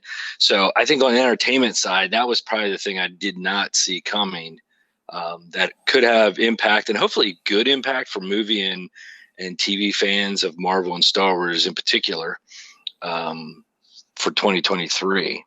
Yeah, absolutely. The business side of stuff we cover. Obviously, we're not super experts in business, but we have that show business. It's a different kind of business anyway. Yeah, well, absolutely. And ultimately, it is about money. And if the higher ups like something, they may make it and know it's a loss and don't care. But that's more the exception than the rule. Mm-hmm. There might be something. I don't know who made that Spielberg movie. Which one? Oh, that was Universal. It's a Universal Amblin movie. Yeah, I don't think they're expecting that to make $100 million, but they know Spielberg and they want to respect Spielberg, so they, like, I don't care if it doesn't make that much money, so they allowed him to do it, Yeah, and I mean, he could do whatever he wants. Whether he has somebody pay for it, he pays for it himself. But he's kind of in that realm where it's like, all right, I'll do one that everyone likes, like a Ready Player One that's going to make 100 million plus, and then I'm going to do a passion project, and kind of back and forth like that, which I personally like. He's one of the few people that I think can do pretty much any genre.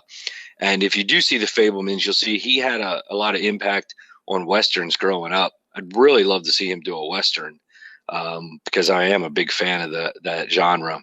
That is the hot thing now.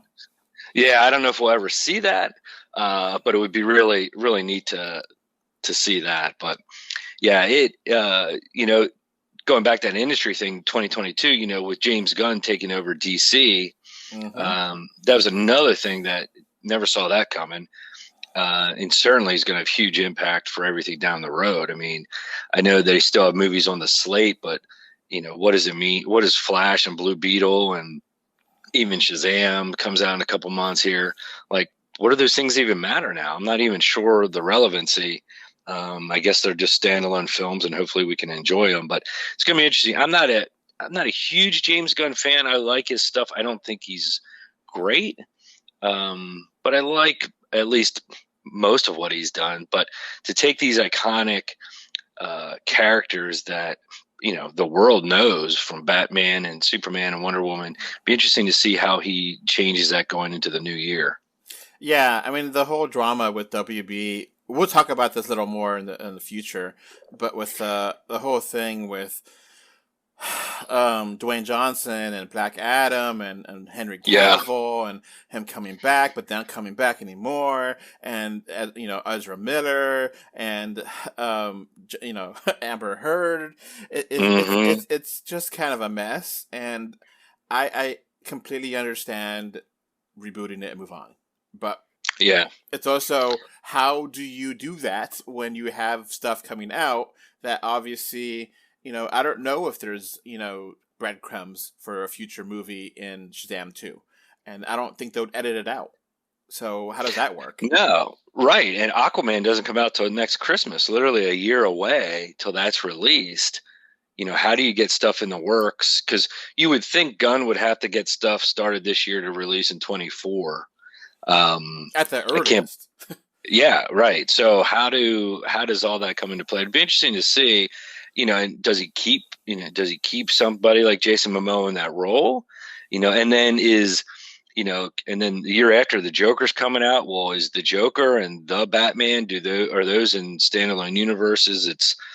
It'll be interesting to see how it plays out, but it's certainly something in 2022 I never saw coming with James Gunn taking over. Yeah, I mean, I think it's pretty safe to say the Batman and the Joker sequel won't be connected at all. Well, yeah, I wouldn't think so. Correct. I wouldn't think so. So, But for the average viewer, it does make it confusing. People that don't follow it day to day in it like we do. When these movies have to make tons of money to even break even, like as you confuse the viewer, I think you run into some issues. But we'll see. It'd be fun to figure out what happens. now the rumor that's been around for years, and I kind of willed this to existence. I think I actually predicted this several years ago. I don't remember, but I predicted that the Flash movie would be used as a reboot. And that Flash, will mess up the timeline, and basically the new universe after is going to be the new universe for DC. And Yep. from what I've heard, that's kind of the plan all along. But I don't know if they really have any seeds of that in future movies. Yeah, and I think that film was pretty much done before Gunn took over, as I understood it. And it certainly could be wrong about that, or they could have gone back and tweaked some things if they're willing to spend the money and to do that. I think they had the time, and maybe that's part of the reason it got pushed back. I think some of it had to do with the star there, Ezra Miller, constantly being in trouble, but maybe that's what they did. Maybe you're right. Maybe they've put enough tweaks in there that's going to start things over, or at least align them. Classic Jake will be able to tell you about DC's done it so many times in the comic books with multiple Earths and crisis events and stuff. So maybe Gunn is kind of following that to kind of clean things up a little bit. And the sad thing, I know this because I'm a DC fan, and I've watched almost all the shows, almost all of them. The WB stuff. Yeah, the CW stuff. They recently had a Crisis on Infinite Earths. Yes, yeah. In 2020, and it was actually really good. I really like it. And they resetted the TV universe, and they even had some different stars from different TV shows and different movies. So it was actually a pretty cool way to do that. And Ezra Miller was actually in it, so it's cool. It's cool. And the amount of cameo, Kevin Conroy was in it too. It's cool. Oh yeah, that was another thing that stunk in 2022, didn't it? Losing him. Yeah, I mean, he was relatively young too. Yeah, he was. Absolutely, he was. Compared to being 70 or 80 or 100 or something, he wasn't up there. He was like 50, 60, right? Yeah, I think maybe late 50s, early 60s. I think so. Yeah, so I don't really know what's going to happen with I think some of it was Ezra's troubles, but I also feel like scheduling, movies might be quote unquote done. I think from what I've heard that people have seen the full version and they love the Flash movie, absolutely adore it. And that's why DC and Warner Brothers don't want to recast it, because it's so wonderful that they can't destroy that. But you have to also schedule stuff and know when to release a movie.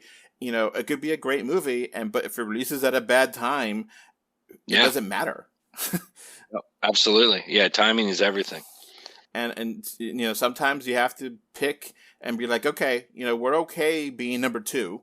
And if you're okay being number 2, like Puss in Boots, then, it's making a decent amount of change. Not a huge amount, but it's doing all right. But, they could have maybe had more if they, instead of pushing it back to Christmas, they pushed it to like September or something. Maybe they would have had more money last year. Or I don't know. It's always a gamble. Yeah, and they try to do it. And I think Puss in Boots tried to do that. They tried to do some counter programming over the holidays. Kids are off. Younger kids, they're not going to sit for 3+ hours of Avatar. So we'll get families and them in for this, and it seems to have worked because the numbers are decent. And I know a lot of people, including yourself, really like that movie. So timing in that regard, it looks like you're up against a giant in Avatar, which it is. And it's kind of doing what the first one did, right? It continues to hold on every week, if not grow, the longer it stays out. Yeah, I mean, it's such a great analogy, a great thing to say, but terrible as well. I'm going to say it. DC / Warner Brothers shat the bread just like Amber Heard did. Yeah, exactly. That trial, and Johnny Depp winning, and that thing about Amber Heard shedding the bed. Oh my God, that was insane and hilarious. Yeah, I mean, I know I can't do it. I can't handle that kind of stuff, watching that kind of stuff. But I know people who did, and I know people who had it on their TV every day. Oh no, yeah. I'm not into that kind of drama, but yeah, it's kind of crazy. But yeah, you would. It's unbelievable how stuff like that just takes over the culture of this country and others too, I guess, and people watching that stuff. It's just it's unbelievable. I could imagine Johnny Depp is going to get more work. He was taken out of the third Fantastic Beasts movie because of the drama, and I imagine he might be back into stuff, because he won. And I think, I don't know, people listening to this could comment or watching this or whatever. Do you think Johnny Depp's future is a lot brighter now in 2023 than it was in 22 because he won the trial? I don't know. Maybe. I think so. Yeah, I think it was before. I mean, he certainly still is going to have a stigma about him, and it's all going to come down probably to his choices. I mean, everyone knows he's a great actor.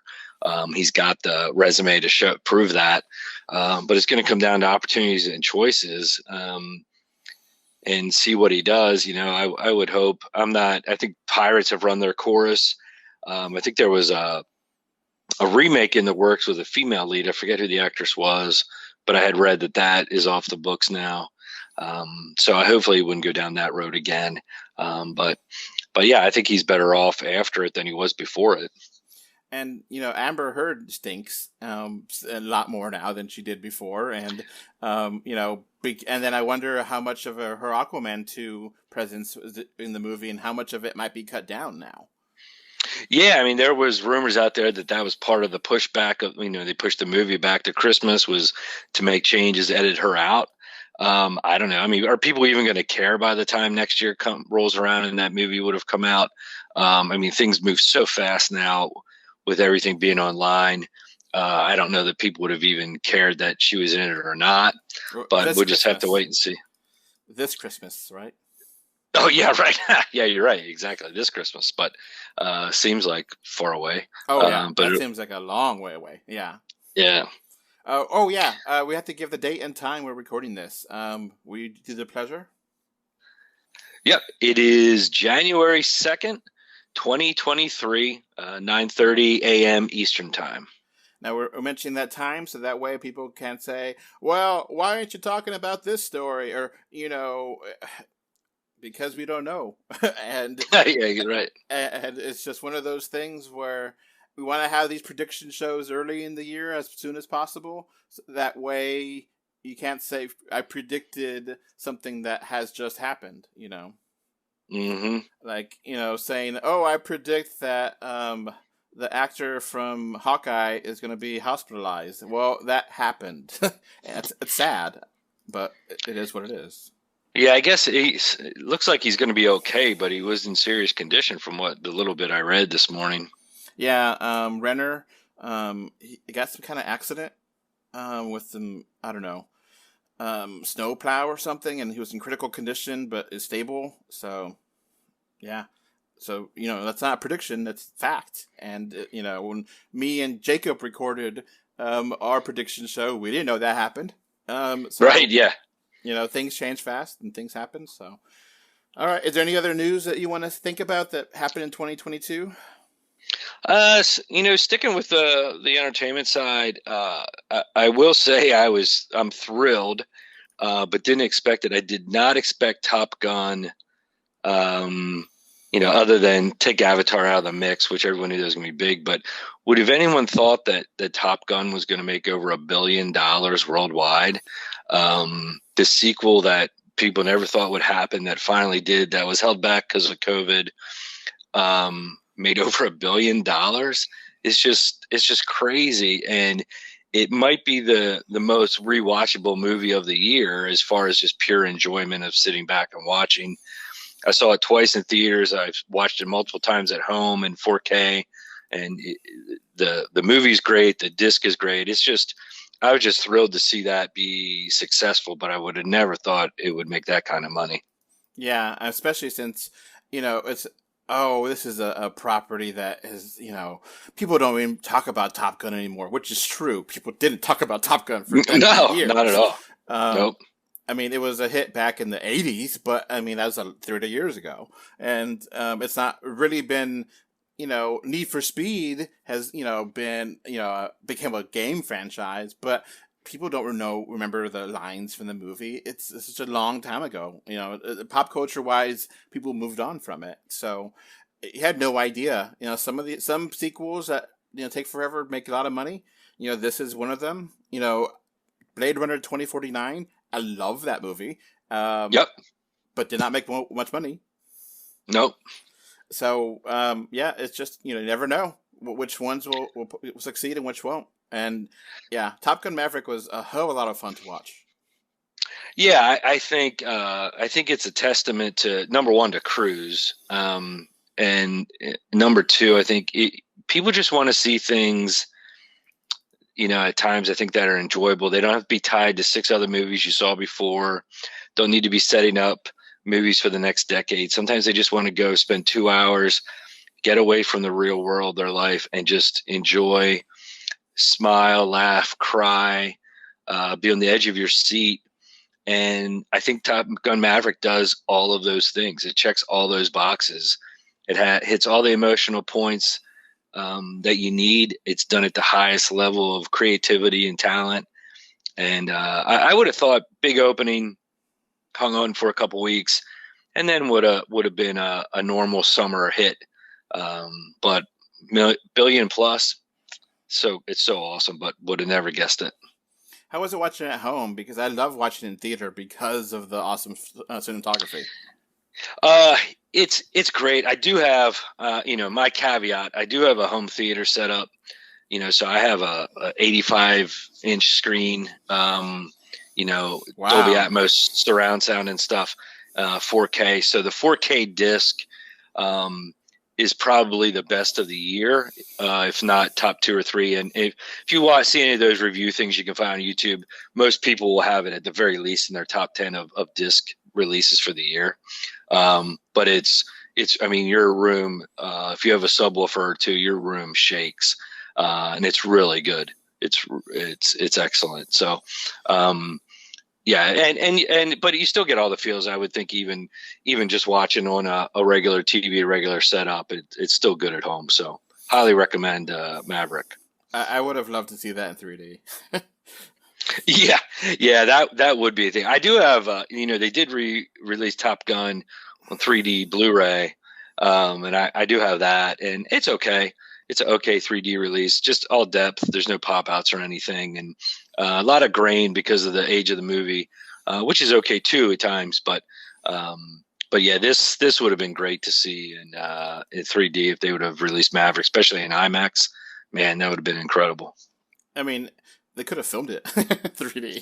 Yeah, They could have. Yeah, I think they were challenged enough. You watch behind the scenes stuff, getting the cameras built and made for inside the jets. Yeah, all that stuff was done, and it's interesting. Chris is very much in like Cameron in a way that he finds ways to do things that no one's ever done before. He just doesn't do it with computer generation. He's doing it much more practical with how do we film this and do this stunt or this shot. But interesting guys for sure.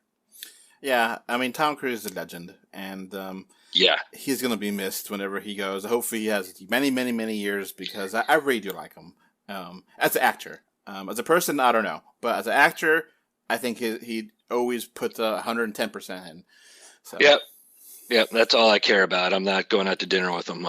Although I would if I could, but I'm not. And his what he does in his job, I think he's the best right now out there. All right. So. Anything else you want to mention news-wise, non-entertainment, or nah?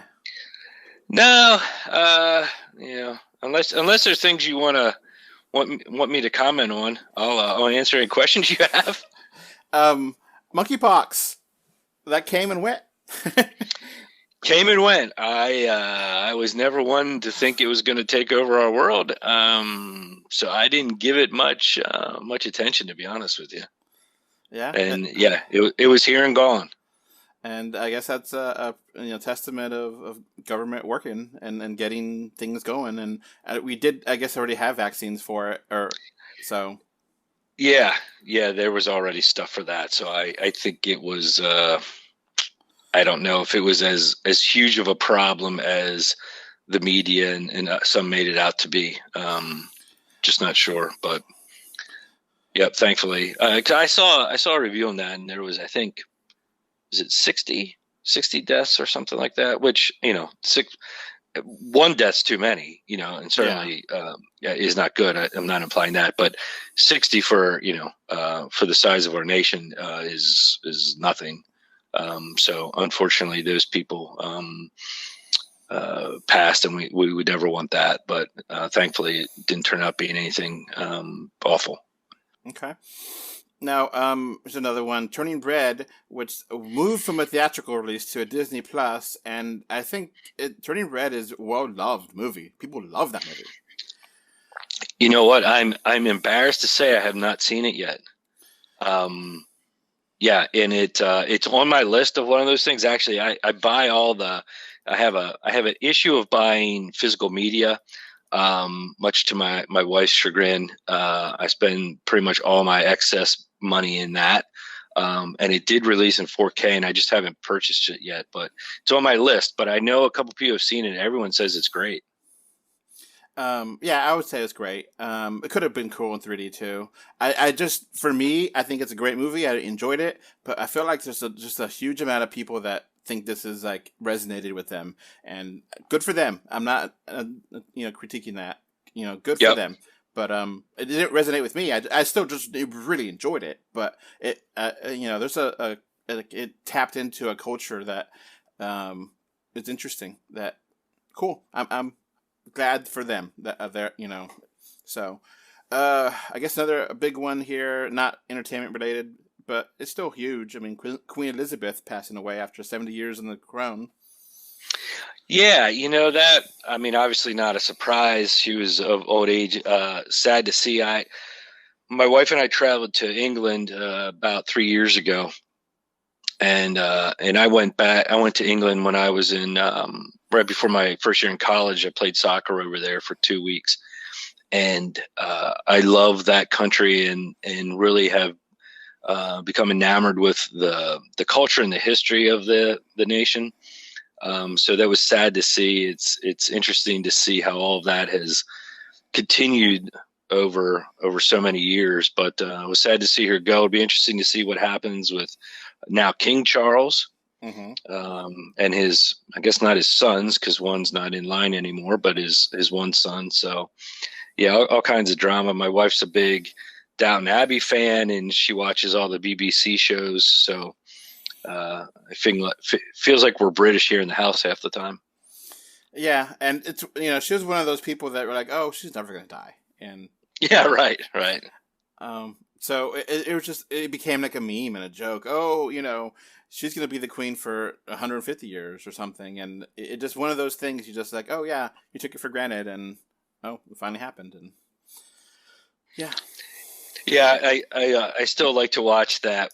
When was it? She did that thing with Daniel Craig. He was James Bond. The Queen did. Was it before the Academy Awards or something like that? They filmed. You could see it on YouTube. It's pretty neat. She seemed like she had a great sense of humor about things. And apparently, go ahead. No, it was sad to see her pass. Yeah, it really was. I think there was like an early tour of Buckingham Palace that was actually filmed in 3D, and that was like released back in the 60s or something, 50s. Oh, no kidding. That would be cool. But of course, I don't know if that was ever like saved anywhere. So I don't know if, it might be in, their vault, but I don't know if, that some of the TV shows, people kind of forget that there's some stuff that maybe aired on TV once, and then it wasn't a hit, so they just never, ever did it again, and then we have it, they reuse this Betamax or VHS because they want to save money, so that stuff got recorded over, and who knows if that ever will be seen again. you know. Yeah. My wife and I toured it. You can tour parts of it, and especially if she's not there when we were over there, and she wasn't at the palace, and amazing place. All right, let's move on to movies that we're dreading and movies that we are looking forward to in 2023. Okay. What do you want to start with? Dreading. Oh man. Well, dreading's odd because if I dread them, I stay away from them. But I will give you this. I went to see the Fabelmans last week, and one of the previews during the Fabelmans was 80 for Brady. Oh yeah. They started showing that on TV now because it comes out beginning of February, and oh my, that looks like a rough one. It looks like they're trying to recapture the magic of Golden Girls and frame it with football, which is like, no. I guess, and they're it's releasing like a week before the Super Bowl, and I'm just like, oh my word. They probably weren't counting on Tom Brady being in headlines for getting divorced and all that stuff either. I thought he retired. Didn't he retire last year?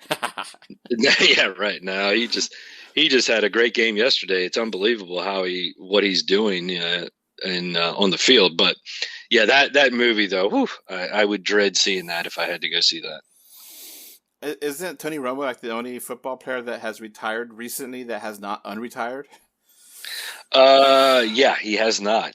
He has not. Gronk didn't come back this year, but Tony Romo, he's making more money broadcasting football than he did ever playing it, so he's good to go. And that's the best decision he's made, because I think he was a very good athlete, and I feel like he was always close to breaking out and being amazing, and sometimes he was, but there's got to be a point where you just have to hang it up, and then he did, and he not he could still live a happy, long life and not be hurt. And he's doing that. And he's doing a great job in TV commercials and broadcaster. That was the right decision. Yep, for sure. For him, for sure, yeah. Sometimes you got to walk away. Yeah, you do. You do. So I have my top 3 2023 movies if you want them. Sure. All right. Let me change that to 4. Top 4. Top 4. So, in no particular order, my top 4 are these. 65, which I'm surprised is even on the list because up until a month ago, I didn't even know they made that movie. But I think that movie looks incredible. Then I would say it is Indiana Jones and the Dial of Destiny because I love Indiana Jones. Man, there's a bunch too. I'm holding back on the one I want to see so bad. I don't even have 4. I can't wait to see Dune because I love the first part of Dune. So Dune 2 will be great, hopefully. Man, Oppenheimer looks incredible. I love Christopher Nolan, so Oppenheimer looks really good, and they have been promoting that like crazy, especially if you go to IMAX theater. But the top movie for me next year, without a question, and Spider-Man Across the Spider-Verse looks really good. Top one for me, though, is Mission Impossible: Dead Reckoning Part 1. I cannot wait for that movie in July.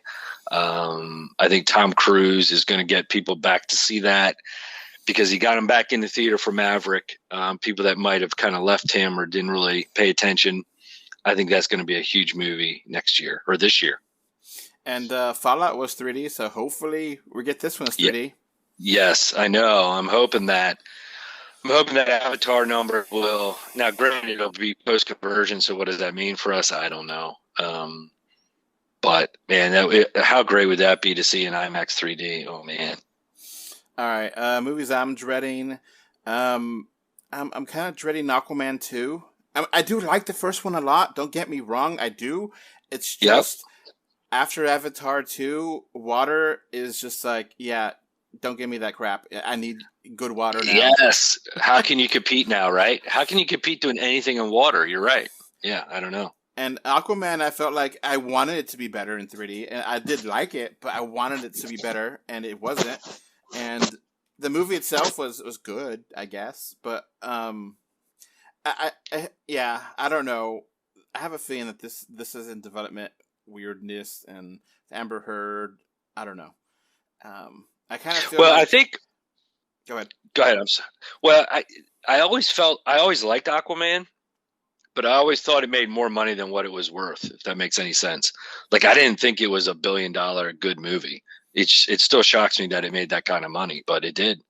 Yeah, and I think the actor Momoa has said that he wants to play Lobo, so maybe his heart isn't in Aquaman. I don't know if his heart ever was, but it's going to be interesting to see how that, if it succeeds, and if it succeeds, do they just continue that because it's a success, or is it, well, we don't want to, you want to have a new Aquaman or something? I don't know. That's going to be weird. Yeah, well, James Gunn certainly seems like a Lobo kind of guy, doesn't he? Yeah, I just don't know if there's enough there to make it Lobo interesting character for his own movie. Yeah, no, agreed. Yeah. I mean, Well, and how do you get the average person out to see Lobo? I mean, would have never heard of him. I know him because he was on the animated Superman show, and he was good there. That was actually pretty cool. But I think for a movie, that might be fun with Superman. Yeah, sure. But it's just, I don't know how that's going to work. And then Megan, I'm not too excited for Megan. Nah, it feels like Chucky, 21st century Chucky kind of thing. But they're pushing it pretty hard, aren't they? They're doing a lot of advertising for it. Yeah, and Megan, I gotta give him credit though. I think the makeup looks pretty good. Yeah, agreed. Yeah, it does. Yeah, quality wise, it looks good. I just don't know that the story is going to be new enough. I can feel that the trailer had all the good stuff in it, and the rest of it's gonna be trash. Yeah. I could see that for sure. All right, stuff I'm looking forward to. Here's gonna be I'm not sure I understand. a shot in the dark. Wonka, the new Willy Wonka movie. Yeah, I kind of think that might actually work. it's the kid from Dune, correct? Yeah. Yeah. Yeah, well, do you like the Johnny Depp, the Tim Burton remake? I like parts of it. Yeah. So, in no particular order, my top 4 are these. 65, which I'm surprised is even on the list because up until a month ago, I didn't even know they made that movie. But I think that movie looks incredible. Then I would say it is Indiana Jones and the Dial of Destiny, because I love Indiana Jones. Man, there's a bunch too. I'm holding back on the one I want to see so bad. I don't even have 4. I can't wait to see Dune because I love the first part of Dune. So Dune 2 will be great, hopefully. Oppenheimer looks incredible. I love Christopher Nolan, so Oppenheimer looks really good, and they have been promoting that like crazy, especially if you go to IMAX theater. But the top movie for me next year, without a question, and Spider-Man Across the Spider-Verse looks really good. Top one for me, though, is Mission Impossible: Dead Reckoning Part 1. I cannot wait for that movie in July. I think Tom Cruise is going to get people back to see that, because he got him back in the theater for Maverick. People that might have kind of left him or didn't really pay attention. I think that's going to be a huge movie next year or this year. And Fallout was 3D, so hopefully we get this one as 3D. Yes, I know. I'm hoping that Avatar number will. Now, granted, it'll be post-conversion, so what does that mean for us? I don't know. But, man, how great would that be to see in IMAX 3D? Oh, man. All right, movies I'm dreading. I'm kind of dreading Aquaman 2. I do like the first one a lot. Don't get me wrong, I do. It's just after Avatar 2, water is just like, yeah, don't give me that crap. I need good water now. Yes. How can you compete now, right? How can you compete doing anything in water? You're right. Yeah, I don't know. And Aquaman, I felt like I wanted it to be better in 3D, and I did like it, but I wanted it to be better, and it wasn't. And the movie itself was good, I guess, but yeah, I don't know. I have a feeling that this is in development weirdness and Amber Heard. I don't know. I kind of feel Well, like. I think. Go ahead. Go ahead. I'm sorry. Well, I always liked Aquaman, but I always thought it made more money than what it was worth. If that makes any sense. Like I didn't think it was $1 billion good movie. It still shocks me that it made that kind of money, but it did. Yeah, and I think the actor Momoa has said that he wants to play Lobo, so maybe his heart isn't in Aquaman. I don't know if his heart ever was, but it's going to be interesting to see how that if it succeeds, and if it succeeds, do they just continue that because it's a success, or is it well we don't want to you want to have a new Aquaman or something? I don't know. That's going to be weird. Yeah, well, James Gunn certainly seems like a Lobo kind of guy, doesn't he? Yeah, I just don't know if there's enough there to make it Lobo interesting character for his own movie. Yeah, no, agreed. Yeah. Well, and how do you get the average person out to see Lobo? I mean, would have never heard of him. I know him because he was on the animated Superman show, and he was good there. That was actually pretty cool. But I think for a movie that might be fun with Superman. Yeah, sure. But it's just I don't know how that's gonna work. And then Megan, I'm not too excited for Megan. Nah, it feels like Chucky, 21st century Chucky kind of thing. But they're pushing it pretty hard, aren't they? They're doing a lot of advertising for it. Yeah, and Megan, I gotta give him credit though. I think the makeup looks pretty good. Yeah, agreed. Yeah, it does. Yeah, quality wise, it looks good. I just don't know that the story is going to be new enough. I can feel that the trailer had all the good stuff in it, and the rest of it's gonna be trash. Yeah. I could see that for sure. All right, stuff I'm looking forward to. Here's gonna be I'm not sure I understand. a shot in the dark. Wonka, the new Willy Wonka movie. Yeah, I kind of think that might actually work. it's the kid from Dune, correct? Yeah. Yeah. Yeah. Well, do you like the Johnny Depp, the Tim Burton remake? I like parts of it. Yeah. No, it's frustrating because I don't like Johnny Depp in it per se, but I do like a bunch of other stuff they did in it more than the original. But it's so hard because Willy Wonka is so iconic, and Timothée Chalamet is a really capable actor, and I think he looks the role. And I feel like he could be twisted and dark, but not be as twisted as Depth was. And I feel like they learned their lesson from the negative aspects of Charlie and Chocolate Factory. I like Charlie Chocolate Factory's ending a lot more than I did Willy Wonka's ending, because that's a very realistic way of yeah, I'm just a kid. I don't want to do this. Yes, exactly. Yeah, right. Exactly. Yep. And I appreciate the hell out of that. And I liked, I felt like the uncle was not as bad in the new one than he was in the original. Right. Yeah. So maybe they learned enough. We'll see. I kind of like some of the kids more in the new one than the older one. So I don't really hate the newer one versus the older one. I do love the older one more overall. But I mean, it's just such a hard thing because, what's his name? It was just so Gene amazing. Wilder. Yes, he was amazing. Yeah. And I don't know if they're gonna have that boat scene. They're gonna get away with that again because that was so crazy.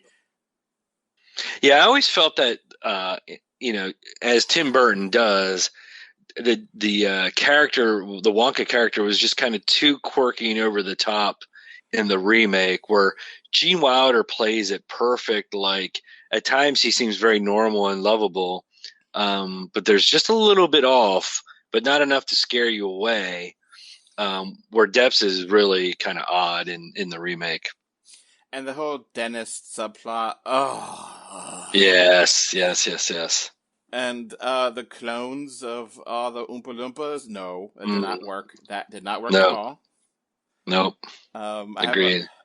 I really hope that they cast little people in this role and didn't like CGI people to be small or clone people like they did or something. Yeah. I know, it's kind of cliche to have a little person be an Oompa Loompa, but hey, a lot of little person actors, they deserve work too, and it's not easy to find it. So, yep.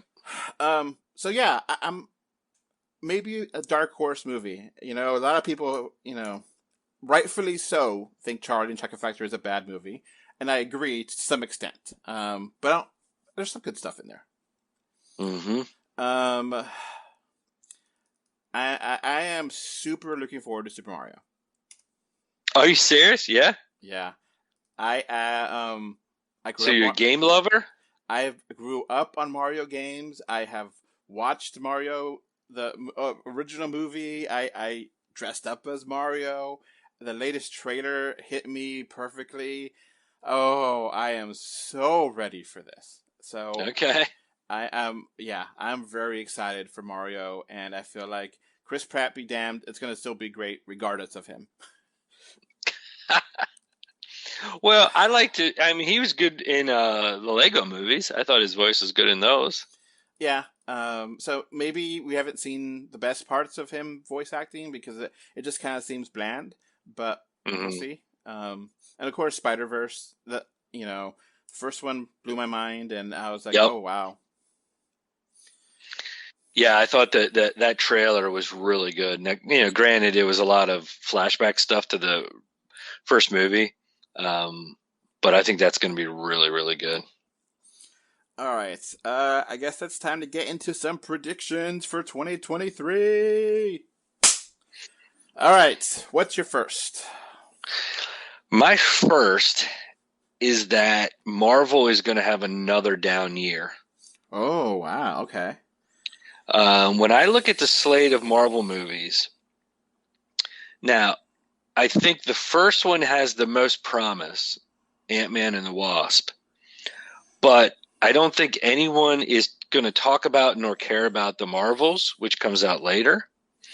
I think Guardians of the Galaxy, I think that's going to have problems because they're kind of ending a trilogy.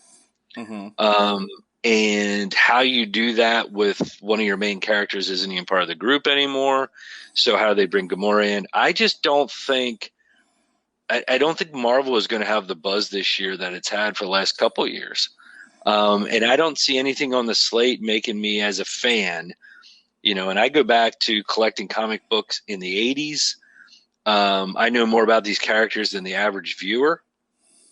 And there's nothing on this slate that I'm excited for. Like if I gave you my top 10 list of releases in 23, not one Marvel movie's in them. Oh, wow. Probably Ant-Man comes in maybe top 15, maybe. But there's other stuff here that's more like Equalizer 3. I love the first two Equalizer movies, Denzel Washington. Like I'm more interested in seeing that than the new Marvel movies. Certainly Mission Impossible. I talked about that stuff, so I don't know. I think they're going to have another rough year. That's my first prediction. Interesting. You never know. I didn't hate this last year's movies, but a lot of people seem to be negative on them, and with the TV shows as well. I enjoyed it all. So, but who knows? Maybe, like the Marvels. I don't know anything about that. I kind of feel like that's kind of weird, but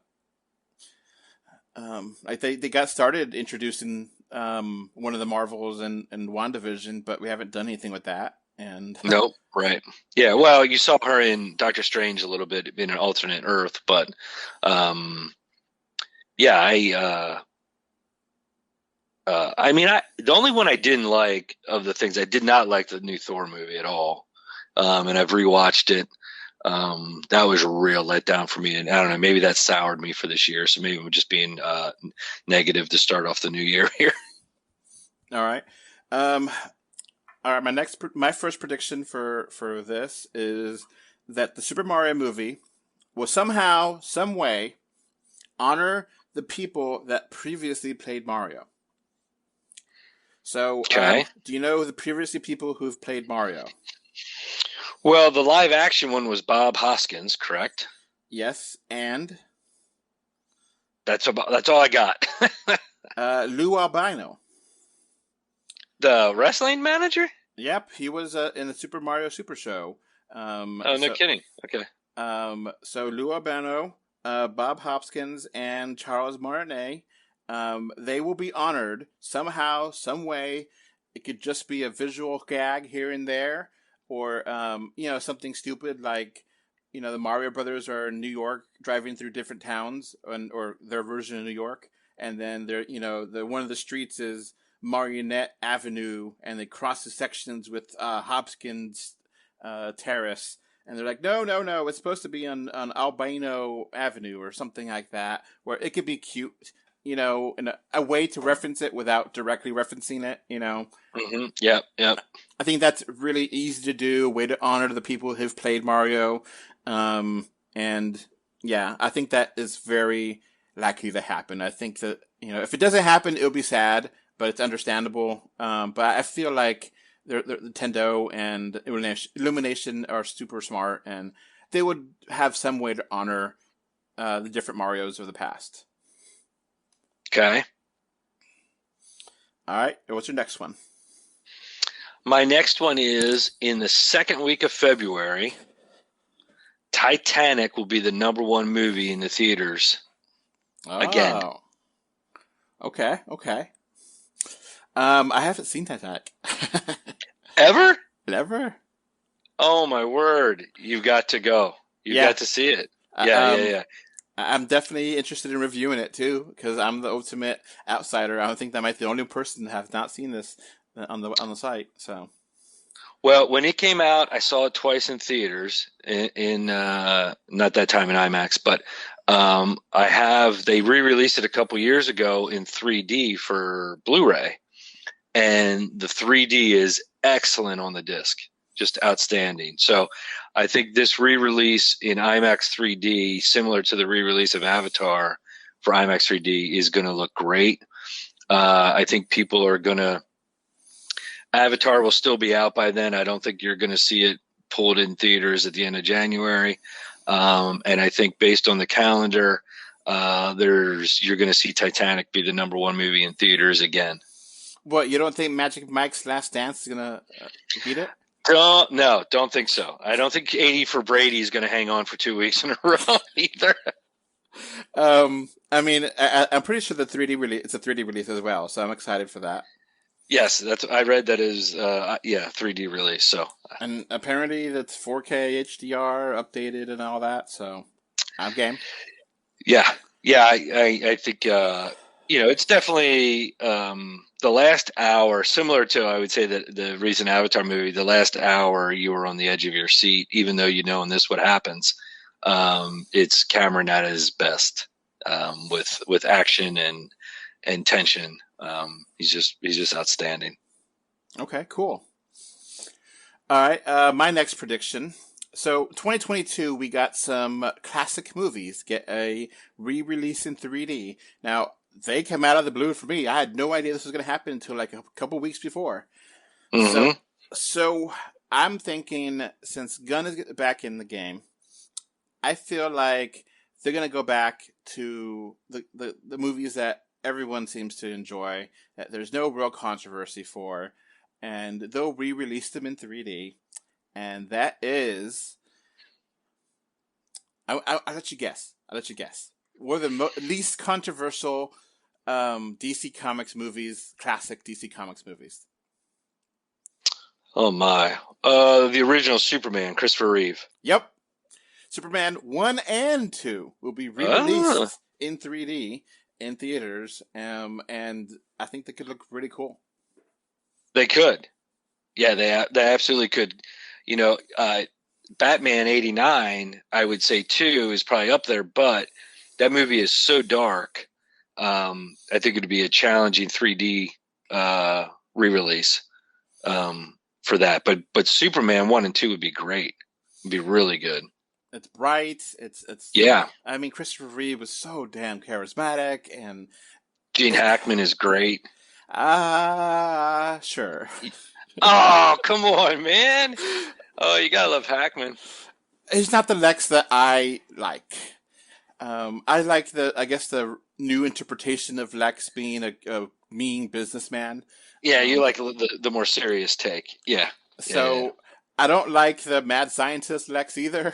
So this version of Lex is not my liking, but I understand people like it. I'm not.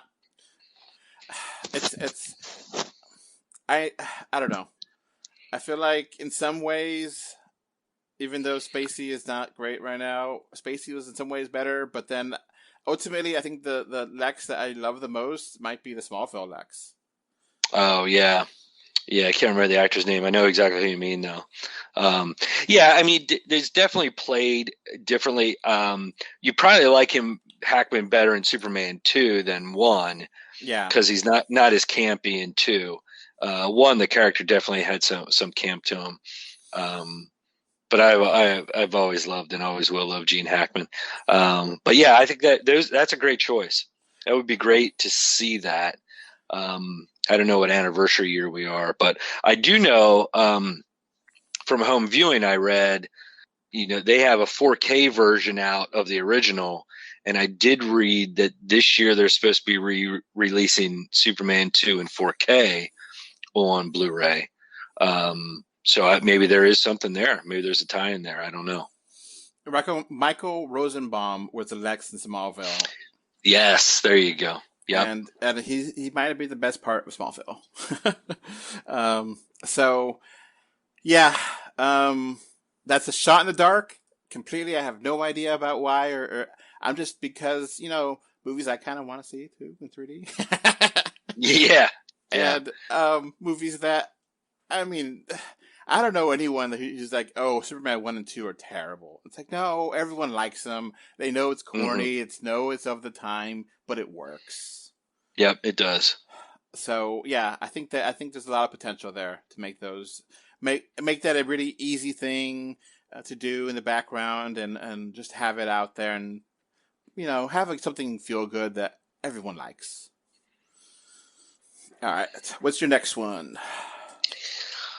Well, unfortunately, I think the biggest 3D release next year is going to be the same thing I just said, and it's going to be Titanic.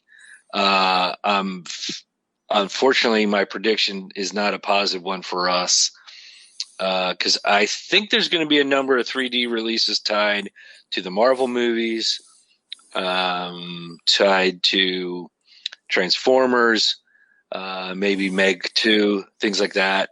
But I'm fearful, and I believe and unfortunately predict they're all going to be post-conversions, and they're not going to be enough to maintain quality. And by the end of the year, we're going to see a limited number of 3D releases. That's my fearful prediction. Yeah, I wouldn't be surprised if Disney's like, you have 3 done, right? Yeah, we could just release that early. Yep. Because I think it's basically done. They filmed it at the same time as 2. And I'm guessing the CGI work they worked on at the same time as 2. So I think if Disney's desperate, they could play that card and just ruin the fall of 2023. Yeah, right.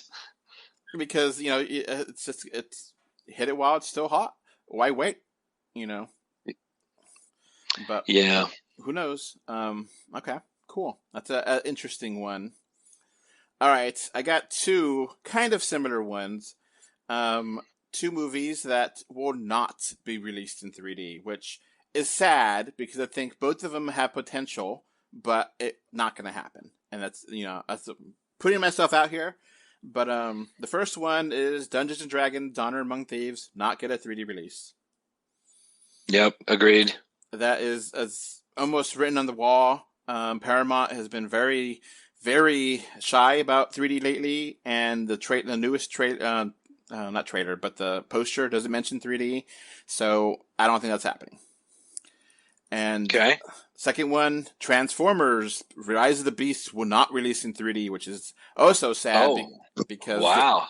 Okay. other Transformers movies have been, and they have been even recorded in 3D. And the last one I think was recorded in IMAX 3D, for God's sake. So yeah, not Bumblebee, but the last Transformers last night, I think it is. Yeah.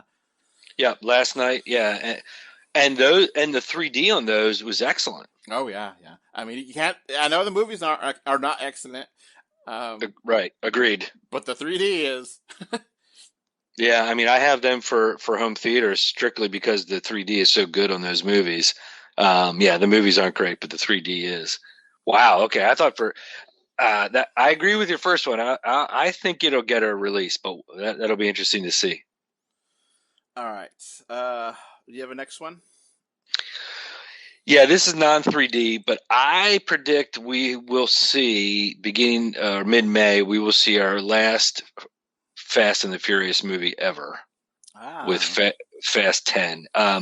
Do you not find it interesting that we have not seen even a teaser trailer for that movie yet? Yeah, yeah. Usually they have them by now.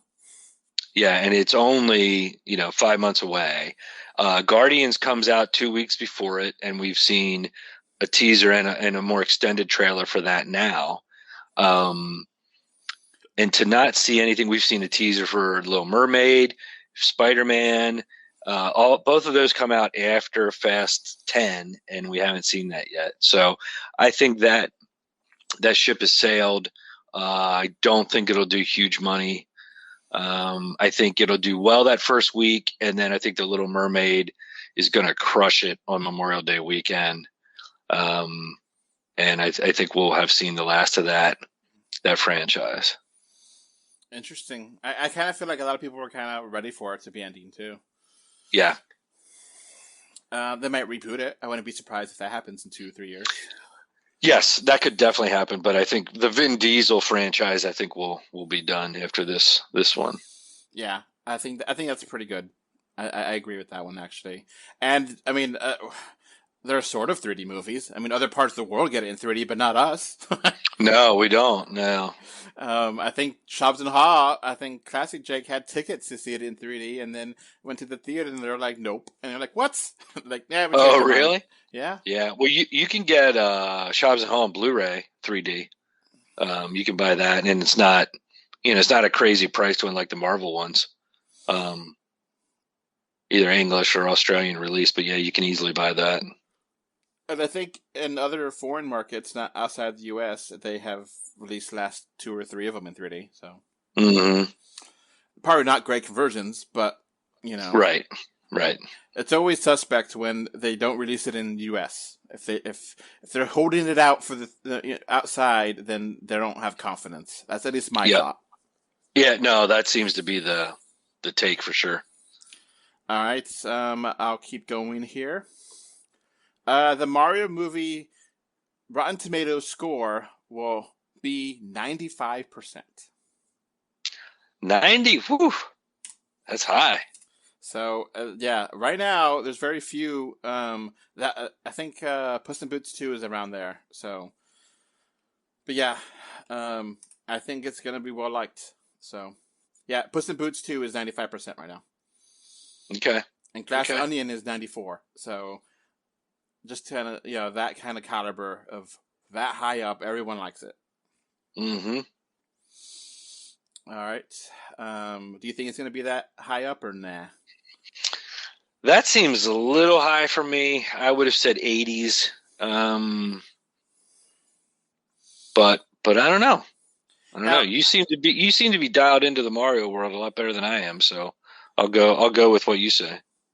Now, obviously, I do not. I have a lot of problems with Rotten Tomatoes, so it's just an easy way to have a prediction. It's not necessarily an endorsement of how they do stuff there, because I don't like how they calculate their scores, and it drives me crazy when you're on Fandango buying a ticket and you see the score, and it's like, I don't want to know the score before I see the movie. Yeah, right. So yeah, I'm not an endorsement, but Rotten Tomatoes I think is the biggest review aggregator. I think people even go to Metacritic anymore. So I don't know. All right, so what's your next one?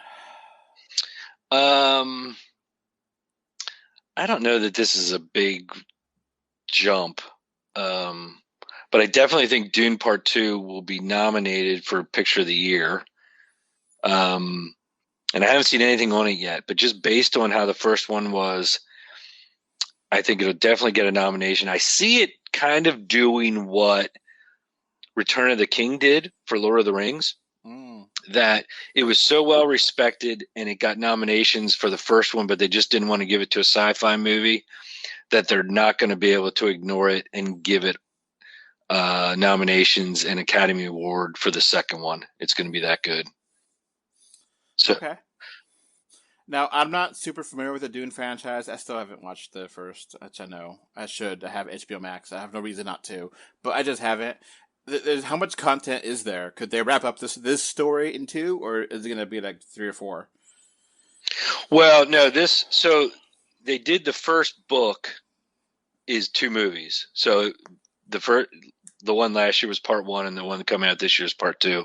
Made it into 2 movies. So it's the same guy who did your Blade Runner 2049, did The Arrival. Great filmmaker. The first one is really great. Visually, it's one of the best things you'll see if you enjoy science fiction in particular. So I think it will be an award winner after it comes out in November of 23. Denis Villeneuve? Yep, he did those movies I listed. He did a movie called The Prisoners with Jake Gyllenhaal and Hugh Jackman. Just a real great filmmaker. Now, correct me if I'm wrong, but didn't Dune 2 get freed from Warner Brothers, and it's not going to be Warner Brothers anymore? I'm not aware of that. Okay. I remember hearing something about that, but I don't remember if that was verified or if that was rumor or what, but I remember something about that. Yeah, and it is a movie to watch for 3D. Now, I don't know if the first one came out in theaters in 3D, but it did come out on Blu-ray in 3D. So it would be awesome if we got a 3D release in theaters for that as well. Maybe it was limited, not in my area. I know I saw it in IMAX twice actually, and it was not in 3D. Yeah. So do you think this one's going to be 3D or no? I think it will be. I think it'll definitely be in the bigger markets. Warner Brothers has been oddly a strong supporter of 3D, more so than a lot of other studios, at least for home releases they have been. So hopefully we'll see. Do we have word yet, official word on Shazam for 3D? Nope, no idea. Yeah, so hopefully, again, post conversions. So we'll keep our fingers crossed if we get one, then it's a good one. But okay. Now, I have I guess one here that is crazy, crazy, but I don't care. Whatever, it doesn't matter. So. Avatar: The Way of Water is going to stay in theaters probably until March. Yeah, that's pretty decent. January, it's going to rule January, and February will be taken down. But it's probably still be in the top 5 in February. So I think there was a big issue with the first Blu-ray coming out in 3D. So I think that Disney will decide that it's big enough to update Disney Plus and give the option to have 3D and high frame rate as options you could tick in the menu to watch it at home. And that you will have the option to watch the first Avatar, and then the original and the 4K, and in 3D, and slowly but surely, over the course of the year, they will start having other 3D movies that are 3D get updated and be on Disney Plus on 3D. And now it'll be an option you have to pay, but it'll be It's happening. That's what I'm saying. Well, I think you're crazy. I mean, that's... Yeah, I think the 3D is just tough because you just can't, unless you're like me, like the TV I have that I watch 3D on, the last TVs made in the States with 3D was, I think, the end of 2016 into 2017. Mm-hmm. So you just can't buy them anymore. The only way you can watch 3D at home, like when something new, is a projector. So I think that makes it really, really tough. I had hoped and prayed literally that Avatar would kind of push it back into the mainstream. And I think a lot of people are going to see Avatar 2 in 3D. I think the ticket numbers I saw, they're predominantly 3D viewings. But Cameron's done something unique with that, where people realize, hey, this movie, this franchise, I need to see in this because the quality is so high that it's worth it. And then I think what they're going to do is, okay, I'll try Ant-Man in 3D. And then they're going to pay extra and be like, yeah, it wasn't worth it. Because they do a crappy post-conversion or an average post-conversion, doesn't change the experience for them, and then it goes away. And that's why I said that earlier. I think it's going to disappear again because they're just not putting the money to it, these other studios. So I would be thrilled if your prediction was correct. There would be no one more happy than me. But I think it'll be a tough one. Yeah. But that would be awesome. And I would pay for all those options you just listed, every single one of them. You can just check boxes, and they could just put it on the server, and that'd be so great. I don't mean to burst your bubble being negative, but that would be so great if that happened. It's all good. I would love that. So, yeah, I know. I just going out for the fences and crazy stuff. Yeah, no, swing away, right? Swing away. Merle, isn't that from Science? He says, "Swing away, Merle." I don't know. I watched too many movies. All right, let's do some 2D movie predictions now. Any 2D movie ones that you think? I think the worst, the best bad movie of the year. Does that make sense? The best bad movie of the year will be the Meg 2, The Trench. I've read a number of those books by Steve Alton, the Meg series. They're fun, mindless, Jaws on steroids books. The first movie was kind of the same way. But I enjoyed the first movie. It's great popcorn, leave your brain at the door fun. And I think the second one will be the same way. So it'll be the best bad movie of the year. That's my prediction. Now, the first one was released in 3D. Do you think the second one will be, or no? I think it might be. It's over the summer. I think it'll get that. The 3D version of Meg for Blu-ray is good. It's solid. So hopefully the Meg 2 will get the 3D. I think it will. Again, Warner Brothers seems to be more positive about it than some of these other studios. But hopefully that's as bad as I want it to be, because that'll mean it'll be good and fun. All right. My first, I guess not directly related to 3D, but sort of. We've kind of teased about this a couple years here and there, but I think it will actually happen this year. Okay. Bezos will buy out Regal Cinemas. Oh, okay. So there'll be Amazon Cinemas, and you could watch Amazon exclusive stuff on there, like the Lord of the Rings and all that, as a way to kind of get people to really take that show seriously. They paid a ton of money for that, and Regal is bleeding money, barely surviving.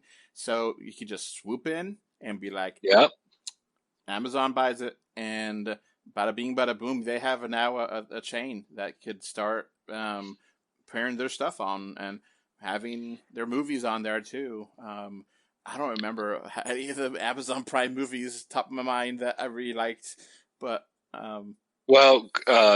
Oh no, was Glass Onion on? That was Netflix. Or no, that was on Netflix. Yeah, Netflix. Well, that is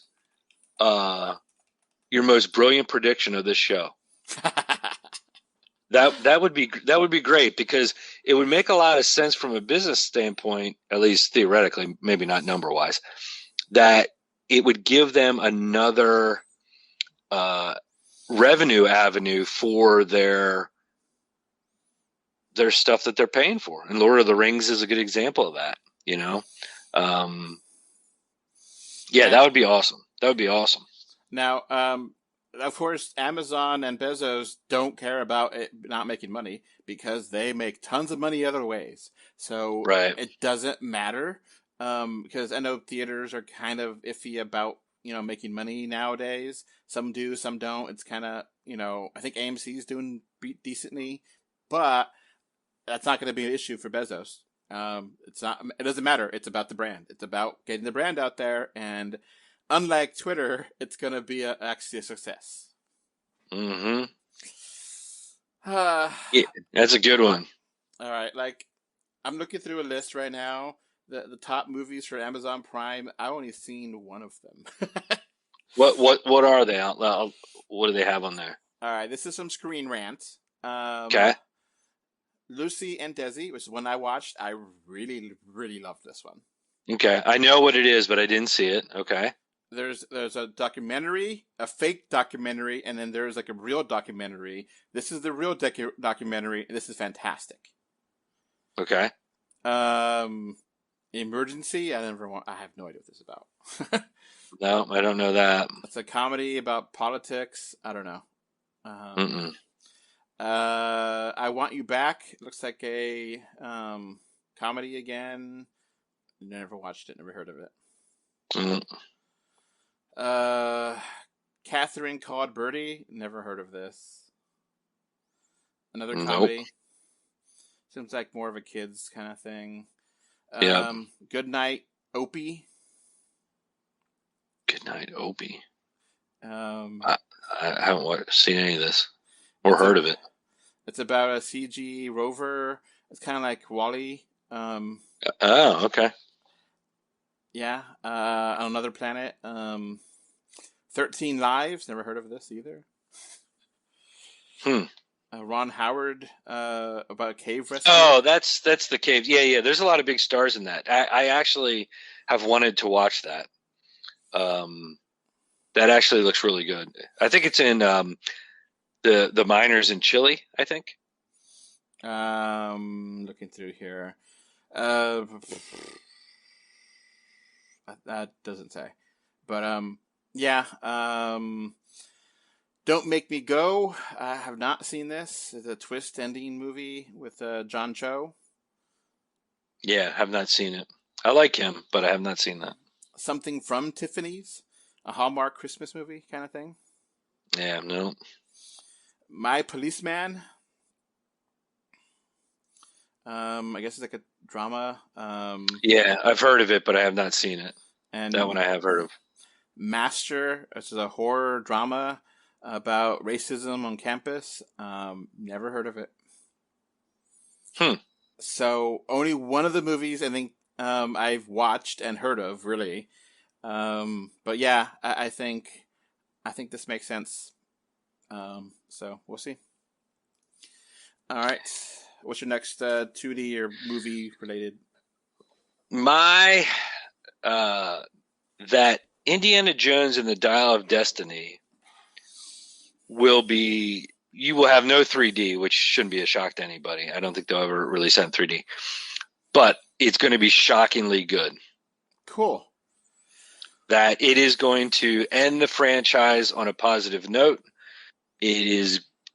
People are going to forget about Crystal Skull and the sour taste that put in their mouth, and James Mangold and Harrison Ford are going to ride off in the sunset with a well-received, excellent film in Dial of Destiny. Cool. I hope so. I mean, I'm not a hater of Crystal Skull, so I'm not either. I'm game. Yeah, I'm not either. It like many things, it has some dings to it, but it's not as bad as people act like it is. But yeah, that's going to be a great movie. All right. Here's my next movie-based one that's not 3D related, which I don't have no idea if it's going to be good or not in 3D. But I don't think it's going to be a 3D movie. But the Barbie movie, it's going to be a huge hit. Huge. Yeah, I think you're right. I'm not going to understand why, but I think you're right. Okay. I think you're right. You have any other 2D movie related entertainment news kind of ones or not? Yeah, I think the other movie that's going to be a huge, maybe not a huge hit, but it's going to be a critical success and is going to be Academy Award time is going to be Oppenheimer. I think Nolan is going to. The cast on that movie is unbelievable. I think that's going to be a huge hit. It's gonna appeal to the right audience to fill in theaters during the weekdays, and it's going to be huge at Academy time. I think that's going to be a strong film. All right, let's move on to some politics and/or sports and/or science before we get to some dark and twisted stuff. Do you have any political news that you think might happen? Or you want to predict? Oh man, that gets dicey when you get into politics. I think this year is going to be another challenging year. I think hopefully it's not going to be as bad because it's not a main election year. And by bad, I mean in the press and the mudslinging won't be as bad. But I think it's going to be a tough economy. I think it's actually going to get worse.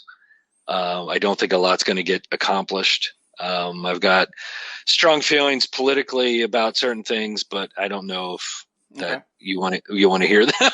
But, I don't care. Whatever. If you want to, go ahead. If you don't, yeah, I don't care what side of the aisle you're on. But I think at the end of the day, our system is fairly broken. I think most of our decision makers are in power for themselves or the people that they align themselves with. I think the you and me of the world just don't matter to them. And I think that's forever going to be a challenge with the way our system is. So I see a rough year ahead financially. Yeah,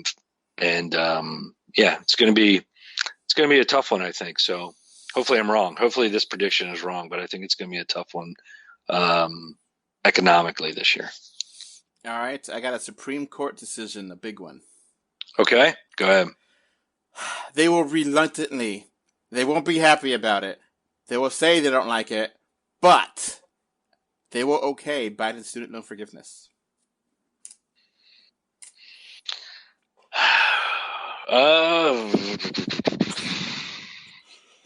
Don't know.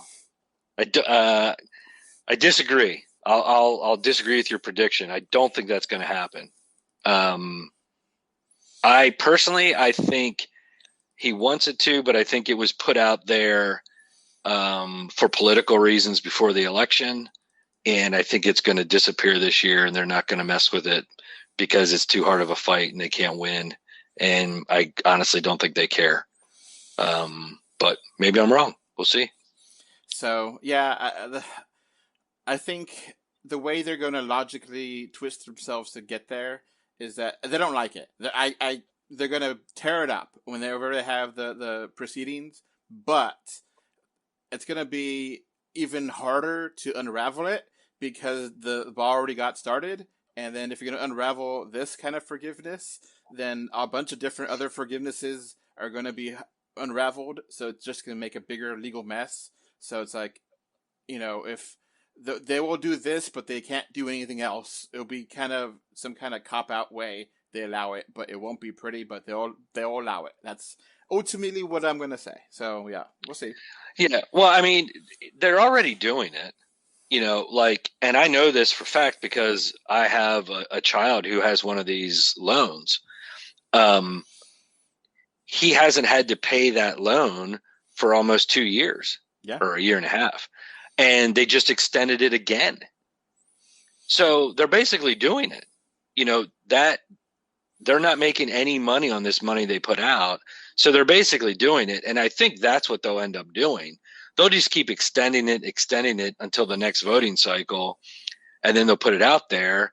And if they can't win, if they don't win, then things will change. But if they win, I think they'll just continue to do that because there's no money to pay for it. I mean, how do you know, the money you were anticipating getting in for these loans goes away. It doesn't add up to me. But they're basically doing it already. They just keep extending that forgiveness period or delaying it, I guess.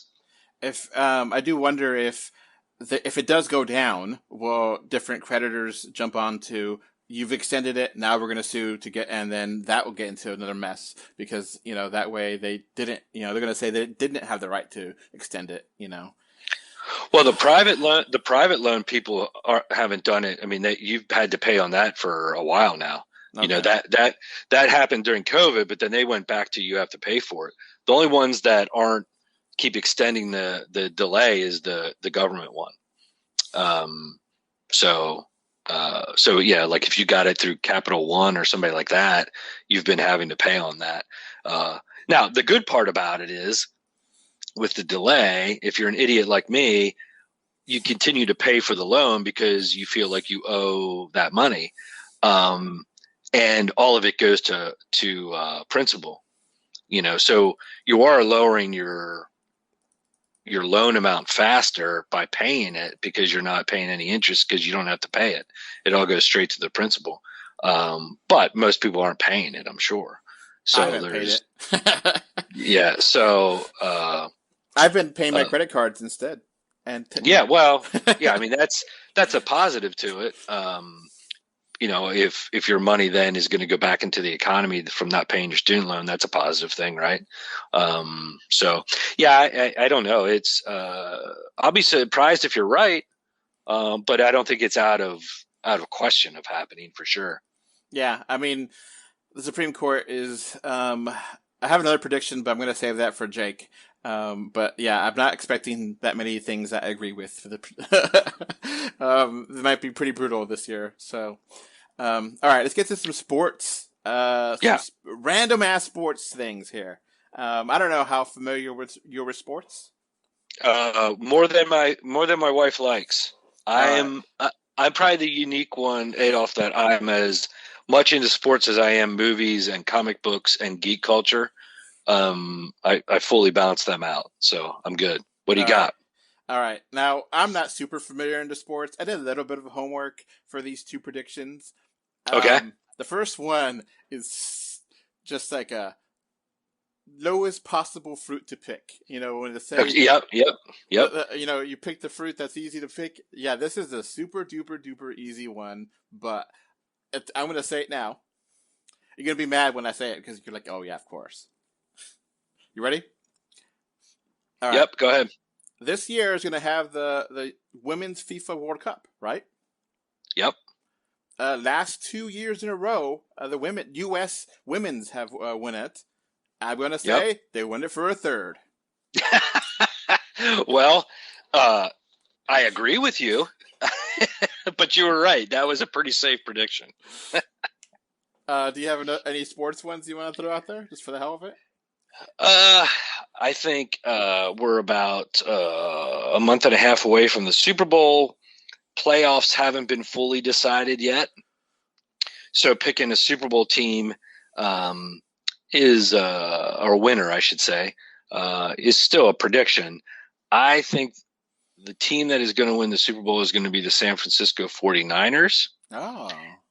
And I think they are going to do that in legendary style because their current quarterback, because of injuries, their current quarterback was the last player taken in the draft this year, which that is known as Mr. Insignificant. That's what they call that you know, the last person taken. But I think they're going to win a Super Bowl this year. Okay. Now, do you have no? These predictions could be stuff you want to happen too. You know, there's no shame in that. I do not want. I do not want that to happen.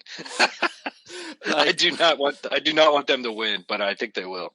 Like, you live in Pennsylvania, so any of your Philly teams, do you want any of them to win anything? Just because you want them to win? I don't know. No, I'm not an Eagles fan. I'm actually a Seattle Seahawks fan. Okay. So, but yeah, I don't think Philly will get to the Super Bowl. And actually, I hope they don't. But yeah, sports are tough. I think your World Cup is right. I think you're going to see, I think you're going to see probably Yankees back in the World Series again this year. I don't think Houston will be back there. Now, correct me if I'm wrong, but isn't 3 in a row a hat trick? Yes, correct. So yeah, hat trick for U.S. women's. Yeah. The challenge with women's soccer is, and this gets back into the debate of equal pay that they've been fighting about and screaming about, is a lot of the countries that are in the men's World Cup, either some of them don't even allow women to play professional soccer, or they've only had women's teams for a limited number of years. So one of the reasons the U.S. has been so successful at it is because we've had a women's team for so long, which is a great testament to our nation for having that. But that is one of the reasons why we are so successful at it. Brazil's women's team is very good. England always has a solid women's team as well. So I think it'll be a good World Cup. I'm looking forward to in 4 years when the men's World Cup is in the United States. Okay. And our men's team should be very good at that point because we were very young this year. So that's my 4-year prediction. Will be really good. Now that first one there, I think is easy pickings. This one here is the complete shot in the dark, complete insanity. I don't care, whatever. I'm going to pick the winner for the 2023 World Series. Oh, okay. Shoot, go. St. Louis Cardinals. What? Where are you coming up with that? Just randomly came into my mind. Oh, okay. That's it. Well, I'll give you credit for a bold prediction. I mean, no one's going to be like, oh my God, if they do win. And be like, see. Yeah, so they went from this year not making playoffs to the World Series champion next year. All right. It's been a while. I think I looked it up. St. Louis hasn't been in World Series for a long time.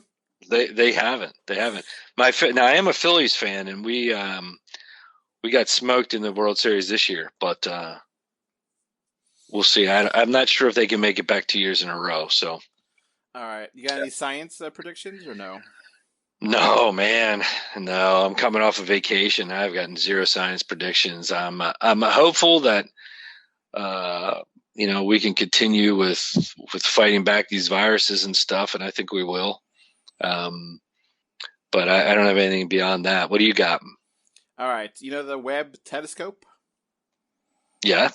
It's been taking some really gorgeous ass pictures last year. Yeah.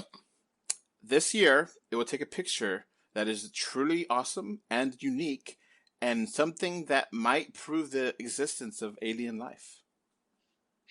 Okay, so let me ask you this. Do you think if they actually got that picture and proved that there was alien life that they would share it, or would they hide it? I don't think they can hide it. I think it would be too big to not have that. Like it might be like something like a structure or something that it's going to be hard to. You could easily say one way or another, which it kind of washes away some of my prediction. But it's going to be one of those things where it looks like a structure or looks like something that is artificially made that can't be explained. That's what I'm kind of, it's kind of vaguey, kind of a little bit there. That's like, you could say that might be, some people could say it's fake. Some people could say it's real. Some people could say, it's one of those interpretation things. But I think it's going to lean a lot more towards that doesn't look like a natural thing, like a star or black hole or whatever. So. Okay, gotcha. Yep. Shot in the dark. All right, that's good. All right, I got some random ass ones. Okay. Some random. You have any random predictions? Just throw it out there or nah? No, I don't. It is my first prediction show, so I wasn't sure what to bring to the table. So hopefully next year you'll still have me on, and I'll have a better list. But I like working off of your predictions. This is fun. Now, the random, you could just think it up right now on the spot, man. Who cares? All right. I mean, I take a lot of notes. So I've been thinking about this for like a month and a half. It's not two. Okay. So there's one that I kind of want to happen, but I think actually would be really smart business too. Papa John's Pizza is rebranded Okay. to Shaq's Pizza. Oh, that's not bad. And the future, people will be like, "Oh yeah, I forgot that was Papa John's." Yep, that's it. Or you could do like Shaq's Shack, Pizza Shack. Shack. I mean, people like Shaq. He's been very popular business wise. He's now part owner, I think, of it, and it's just easier that way. And you can just move on, just say Shaq's Pizza Shack, and I think that's a fun title. And they don't have to change anything else. It's just about rebranding. Mm-hmm. Yeah, he's kind of like, he's gotten to the point where he's like Magic Johnson, where he's made more money outside of playing basketball than playing basketball, you know? Mm-hmm. All right. Remember Magic Eye? Magic Eye. Those books that were in the 90s, I think, that you have to like cross-eye your vision and you get to see a 3D Oh, picture. yeah. Sure. Okay. Making a huge ass comeback in 2023. Okay. I don't know why, but somehow, some way, it'll work. All right. Random, but I got you. All right. You know the fruit a kiwi? Yep. This year, for some reason, it's going to be a terrible harvest, and the prices of kiwis will surge to an all-time high. I never give thoughts to kiwi, so you are out there with your predictions.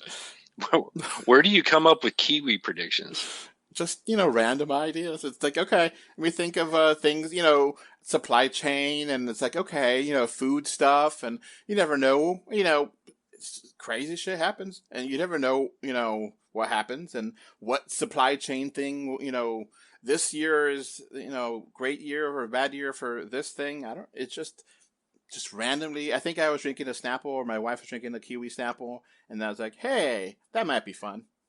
Yeah, well, there you go. Nice. All right. You got some dark and twisted ones? I'm not really a dark and twisted guy. Unfortunately, I think the dark and twisted is going to be tied back to our political predictions. All right. I think it's going to get messy as we are challenged to try to accomplish anything, but I don't have anything dark and twisted beyond that. Maybe something you say will spur my thoughts with it. What do you got? All right. So one of them you already kind of mentioned, which Okay. I will just kind of say it. It's been kind of rumored for a little while. We're going to have a global recession. Yep. And Agreed. Here's the thing. It's only going to last a season. Okay. It'll be like spring or summer, and it will be in and out 3 or 4 months, and it'll just be like, okay, it needed to be a purge, it needed to be kind of one of those things that needs to happen, but then it'll go back to normal because there's so many people that need jobs. But it's something that just has to happen, and it's unfortunately sad, horrible, but part of human capitalism. Yeah, I hope your prediction is wrong, but I think it has more chance of being correct than not. All right, here's another. Here's kind of random, but also kind of dark and twisted. I have no idea. This was a just random freak weather one. Mm-hmm. A freak snowstorm will cover Ireland on St. Patrick's Day, and it will ruin celebrations. Well, I have no. Do they get snow in Ireland? I don't even know. I have no idea. I thought it just rained there. But yeah, I mean that would be pretty on their most famous holiday, and I guess over here wise, I don't know what holidays they have over there, but American, we think Ireland and then St. Patrick's Day. Yep. So yeah, that's that. What do you think of that? Sure. Well, you know what? I don't know enough about Ireland weather to say you're wrong. It would be kind of crazy for it to happen exactly on St. Patrick's Day. Yeah. But speaking of Ireland, though, back to movies. Did you see the Banshees of Inisherin or Ishari? Did you see that movie? No. Oh, yeah, it's pretty good. I would recommend that film. All right. Colin Farrell. Just wrapping up here. Some noteworthy deaths in 2023. I know it's not happy, but my. Go ahead. All right. You go first. Now, some of these people are very old, so it's not completely unexpected. One of them is not old, but is not completely unexpected either. Okay. Now, this first guy here, I like his work. I think he's really funny, but he is getting up there in age. And beloved, great guy, Mel Brooks. Yeah, that's a good one. I mean, not good that he's dying, but it's a good prediction. Yep, that's a pretty good one. Here's a younger guy, or no, one more older guy. Now, he has a mixed background, to put it nicely.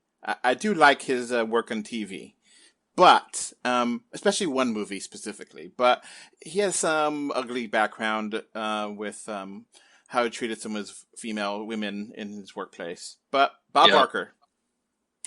Oh, okay. Is he still living? I think so. Oh, I thought he was gone. And then one more death.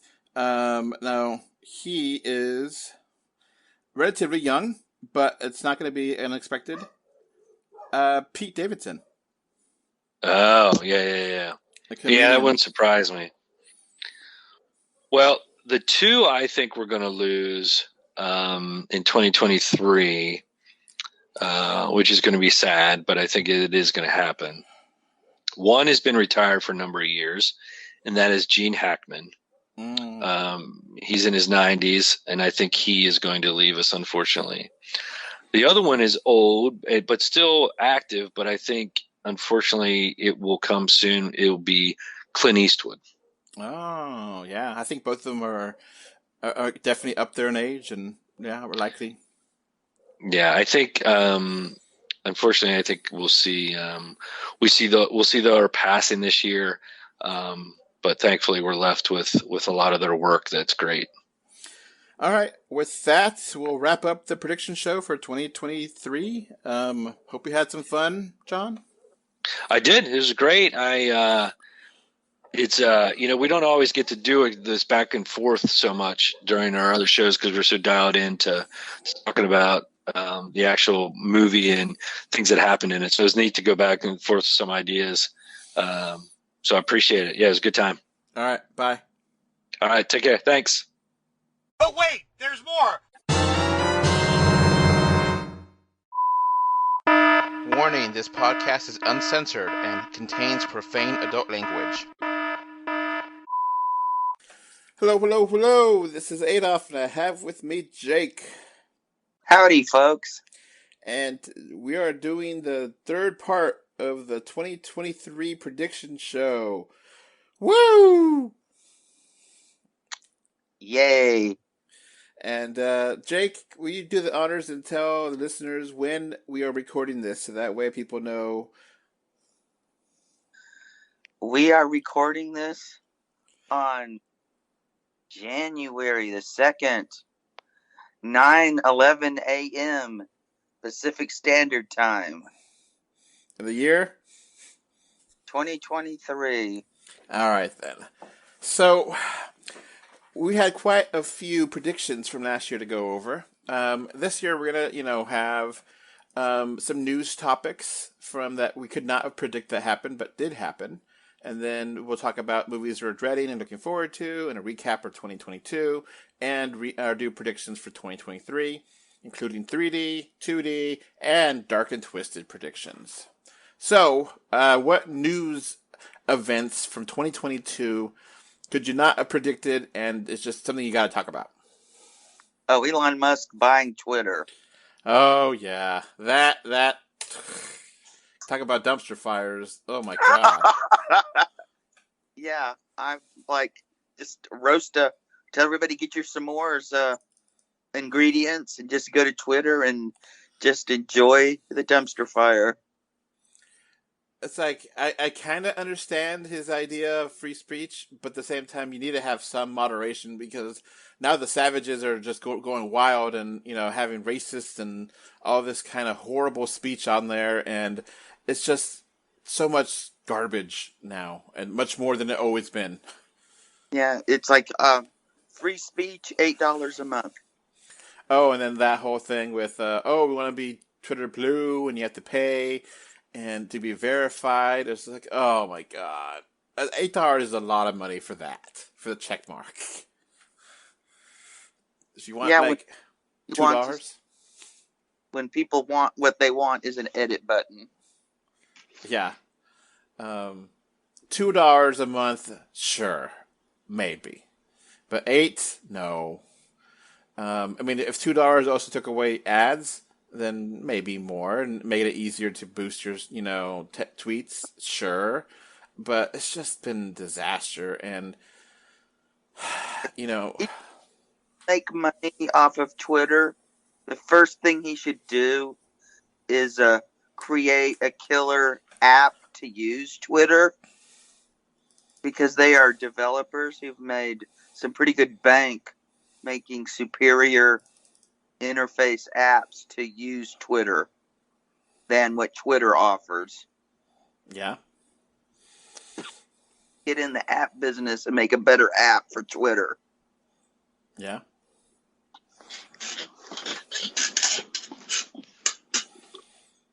Now, there's other news that we could talk about. I wasn't expecting there to be a raid on Mar-a-Lago and for there to be classified documents that Trump stole from the White House, and he's not prosecuted for it yet, but maybe this year. Yeah, well, I don't think so. I figure he's going to be like the rest of his life, just walk scot-free. I mean, if anyone else did that, if literally a cadet in the Navy did that, he would have been in jail for the rest of his life. Yeah, I mean, just look what happened to a reality winner just for what little she did, or Chelsea Manning. Yeah. Now, Odin. And then him having a lunch or dinner with Yi and a white supremacist or anti-Semitic, and then losing his Adidas, or Kanye using his Adidas partnership. Just Kanye. Ugh. And then Trump, he knew what he was doing. He didn't know he knew exactly what he was doing.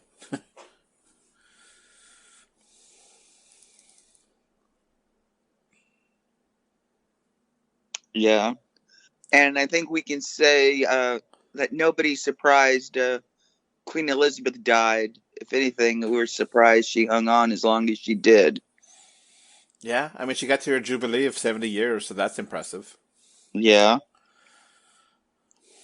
Now, there's some interesting stuff that Biden got done last year that's pretty significant. Yeah. I mean, we're not going to go over all of it, but, we actually did get a new gun safety law or gun control law that is now in the books.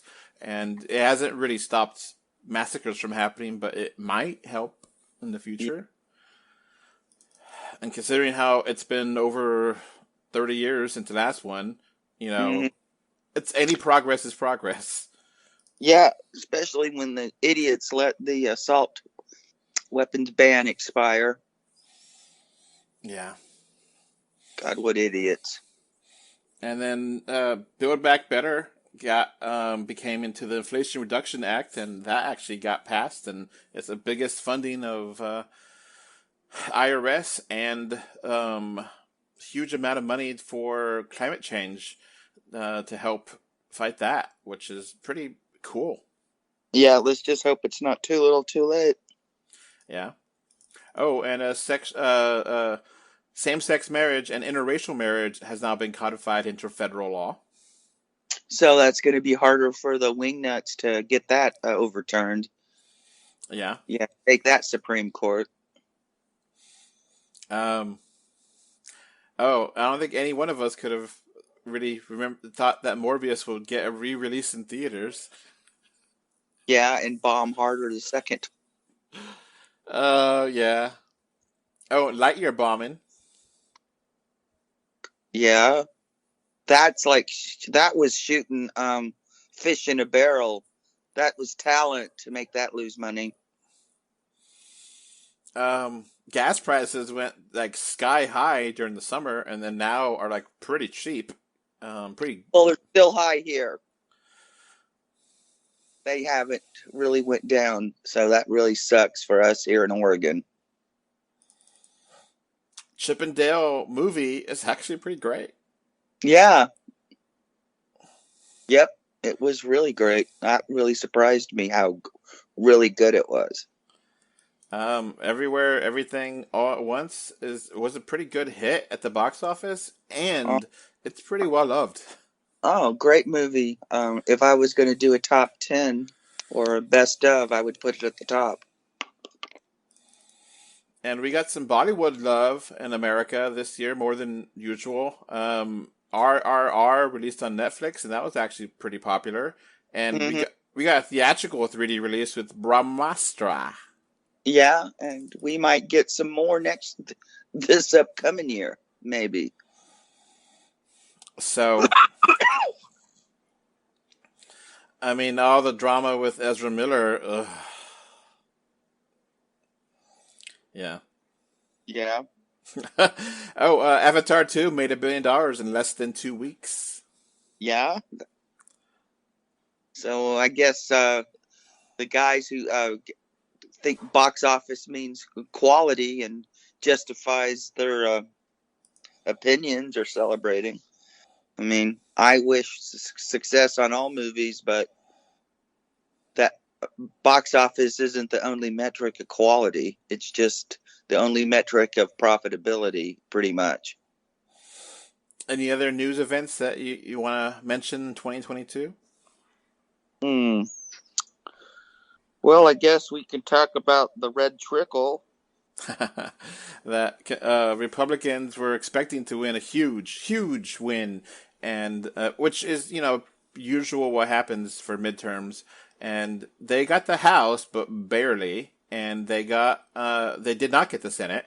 The Democrats actually increased their Senate because of Herschel Walker and other terrible candidates like Dr. Oz. And now I'm starting to wonder if Herschel Walker was a distraction from George Santos. I don't know. God, what a liar. I mean, the fact that he's hasn't already been dealt with tells you everything you need to know about the modern Republican Party. If the New York Democrats were better at making their maps and getting out the vote, Democrats could have potentially held on to the House.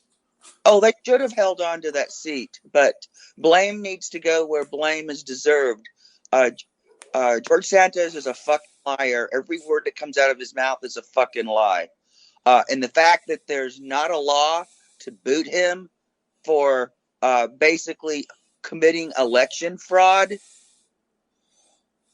and the fact that the news media is so goddamn cheap that they've slashed their divisions reporting down to the bone, that they were literally no one to cover this race, to go in depth, to look at this guy's background, is mind blowing. So our news media is in shit shape, and that's one of the last defense. Without information, how can the public make rational decisions? And what happened in New York is proof positive what happens. All right. And McCarthy is going to seat this bastard because he desperately wants his vote, even though he's probably. I would be surprised if he actually gets the speakership. Oh yeah. We're facing a dumpster fire about who's going to be. I mean, this is probably not going to be a one vote and done. Yeah, and it's going to be interesting because even they only have a 4-seat majority, which I'll get to that as a prediction. But that part of that majority is going to have a lot of real crazies, and it's going to be real crazy to tame them and to not have them in check. So, he's not going to be able to tame them. They're probably going to want to hold hearings and try to prosecute everybody who was involved in the January 6th hearings.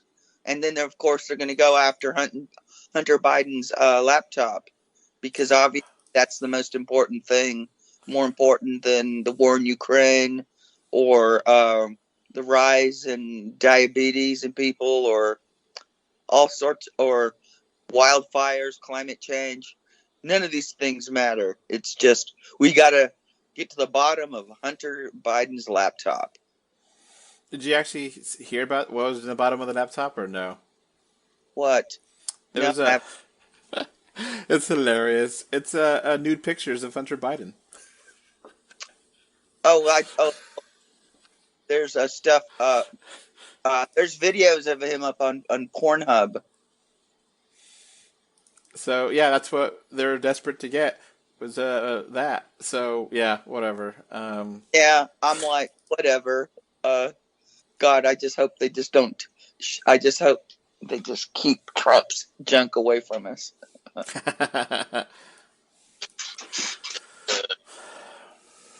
All right. So that is what the news was in 2022 that we wanted to talk about. But that's not all, folks. We got plenty more here as a recap. So let's recap what last year movies that you were dreading and movies that you were looking forward to. The same for myself. So last year I was dreading Minions 2: Rise of Gru. Not as bad as I thought. Yeah. Still dreadworthy. You were dreading Uncharted. How was that? Didn't see it. It wasn't 3D, so I didn't have to pay attention to it. I thought it was fine. I didn't hate it. Okay, well, I just was like, if it's 3D, I'll go see it. But if it's not, I'm not going to waste my time because I don't want to get COVID. I was dreading Hotel Transylvania 4 Transformania. And I did watch it, and I reviewed it for the patrons, and it was fucking terrible. Yeah. Worse than I imagined. Yeah. But thank you for your service. Now, you said you were not dreading Morbius because you're not going to get surprised by it. So, were you surprised by Morbius or not? Nope, it was pretty much what I was expecting. I was dreading DC Super Pets, which I actually liked that movie. It's not bad. Did you watch it? Not yet. It's not like a great movie or a very good movie, but it's enjoyable. It's a good rental from Redbox. Yeah, and I think you can probably see it free if you still have HBO Max. Unless they pulled it from the service like everything else, it seems. Oh, you were dreading Death on the Nile. How was that for you? Didn't see it. I saw it. It was bad. Oh, man, that sucks. It's just it just felt like it was running on fumes, and like they wasted it was so long, and it wasted time, And like seriously, they wasted like 5 minutes to explain the mustache. It's like I don't care. Why do I care about the main character's mustache? So what?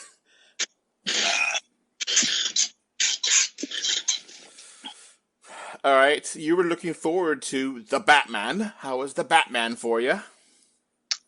It was good. It was pretty good. I thought it was too long. Yeah. And I thought it was weird to not show Thomas and Martha Wayne's death, but yet it's a prominent plot point. Yeah. That was weird. That's hilarious, really, because everyone's like, I don't want to see that, or we've seen it 100 times. We know. I that. So why in the hell did you make it a plot point? And make it such a big part of the movie and a mystery. It's like, really? Have you not learned anything? And yeah, because you didn't give a shit. You didn't know them. They were complete ciphers. They didn't even appear. I mean, so he's investigating something that is whatever. It had no emotional weight whatsoever. I did really like the action though and the characters. Oh, I mean, that's why I gave it.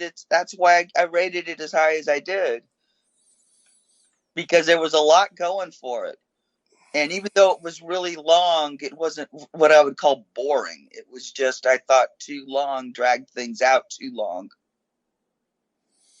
I mean, I love the Penguin and I love the Riddler. They're fantastic in here. Yeah. All right. I was looking forward to Moonfall. It was exactly what I expected. Complete, total idiocy. And the sad thing is that it had so many breadcrumbs leading to a sequel or expanded universe that will never, ever pay off because it flopped bad. Yeah. It's exactly what I expected it to be. It should have been 3D. Mm-hmm. You were looking forward to Black Adam. How was that for you? Okay. It could have been better, but it could have been a hell of a lot worse. I mean, after Morbius, you kind of get your bullshit meter reset and you get more realistic expectations. So this by now y'all be like near the 3 hour mark in the podcast. We're letting loose. We're gonna be crazy. We're gonna have tons of cursing because I don't fucking care anymore. This is our last one. This is the last prediction show. Yeah, fuck yeah. We're saving Jake for last. We're gonna have some really dark and twisted predictions at the end because save it for last. So okay, so I'll pull something out to try to live up to the hype. Okay, I was looking forward to Fantastic Beasts 3: Secrets of Dumbledore. It was good. I don't think it was great, but it was good. They kind of wrapped it up, so I was at what I was wanting and hoping for. They did leave some stuff kind of hanging if they wanted to do more, but it didn't make as much money, so it's not going to have a sequel. At least not that I know, not that I think of. Doctor Strange, Multiverse of Madness. I've really enjoyed it. I watched it twice in theaters. Yeah, I liked it a lot. The Flash. I haven't seen it yet. Hopefully still this year. I'm still excited for it this year. We'll see. I'm at this point, like, let's just get it over with. You were excited for Thor: Love and Thunder. How'd that work for you? I like it more than most people do, but it's not as good as Ragnarok. I didn't think it was bad enough to cancel Taika Waititi, but damn. Yeah, I mean, there's definitely problems in that movie. Definitely stuff that should have been explained better, and but I did enjoy it. I watched it and it was fun. I think it was IMAX 3D when I watched it, and it was good. And the 3D was nice, especially the moon or I guess black and white scene. Mwah, love that scene. So that's what we're dreading and looking forward to for 2022. So 2023, what are you looking forward to and dreading? I'm looking forward to Cocaine Bear. Me too! Cocaine Bear for the win. Yay!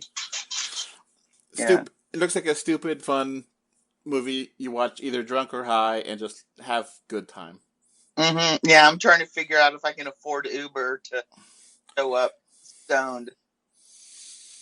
Yeah, I think I would be willing to pay, $20 to rent it at home and just be able to do that instead of going to the theater. So that way I could just enjoy my intoxicatedness and just have fun at home and not have to worry about anything. Yeah, there's a lot to be said for that. But there's also a lot to be said for the cinematic experience. I am dreading Transformers: Rise of the Beasts. Ditto. Obvious reasons.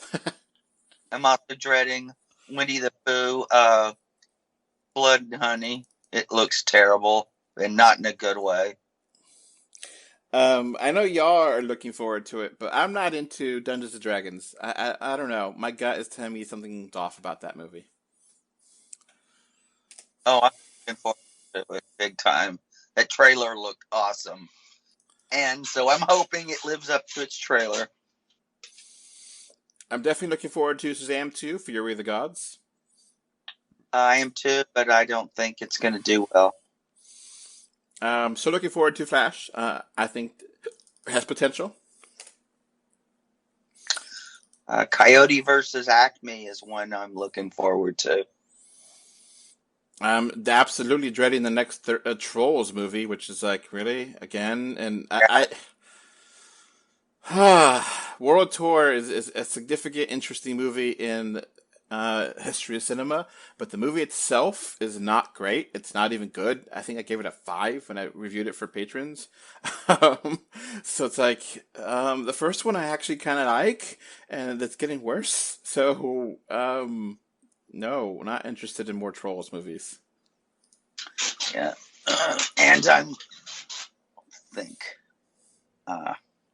and Reading, Raven the Hunter. Oh yeah, I'm not interested in that really. Sony kind of burnt me so many times already. Yeah, I'm predicting it's gonna have a Rotten Tomatoes score below 50. Oh, you got a prediction out early. Yeah. The Trolls movie title is Trollstopia. Vomit. Oh God, that's. I mean, they could have done Trilogy Trolls or something stupid like that, but Troll Trilogy. Yeah, or Troll 3 or Trolls. Yeah. 3 holes. Wonderful. Same amount of writing technique as Trollpia. Trollspia movie. Okay, so that was anything else you're looking forward to or dreading for 2023? I think that just about covers it off the top of my head. Okay. What about Book Club 2, the next chapter? Evil Dead Rise. No. Guardians of the Galaxy Volume 3. Yeah, I'm actually looking forward to it. Prediction, they're pretty much going to kill off everybody. Oh, another prediction early on. Any TV shows you're really excited for? Marvel or DC or anything else, or no? No, because I'm going to be... One of my New Year's resolutions is quit paying so much for streaming services. Okay. You're looking forward to Ant-Man and the Wasp: Quantumania? Yeah, and I hope the 3D is better than the trailer. Yeah. I have a funny story about that. So when I went, I rewatched Avatar 2, and I watched it in high frame rate. And before the movie started, they had trailers, and the top of the screen was cut off, so I went to complain, because I was like, come on. Obvious here, I could see that there's more to the screen that's cut off. Of course, that was at Regal. And they're like, well, it's for the ads. We don't really care about that. So when the movie starts, it'll be fine. I was like, all right, whatever. So I go back in, and then the 3D trailers start, and I was like, okay. And then the 3D trailer for Guardians of the Galaxy Volume 3 was on, and the 3D was reversed. Ooh. Which was kind of a crazy thing to see. Because the things that should pop out were going backwards, and the stuff that was backwards should be just popping out, and it was just like a mind fuck for the eyes. And I went back out there and complained a second time, and they're like, it's just the commercials. The movie will be fine, and the movie was fine. Totally fine. The aspect ratio of it was fine. The high frame rate was fine. I know people hate high frame rate, but I don't mind it. I think it's cool. If anything, I'd go higher. Let's go to 120 frames per second. We got the '90s show, TV show on Netflix. You look hyped for that? Nope. I actually like the '70s show, but this one, the trailer showed all these characters I don't know, except for the mom and dad, which are now the grandpas, and it's like, what is this show about? I was interested in this, and now I'm not.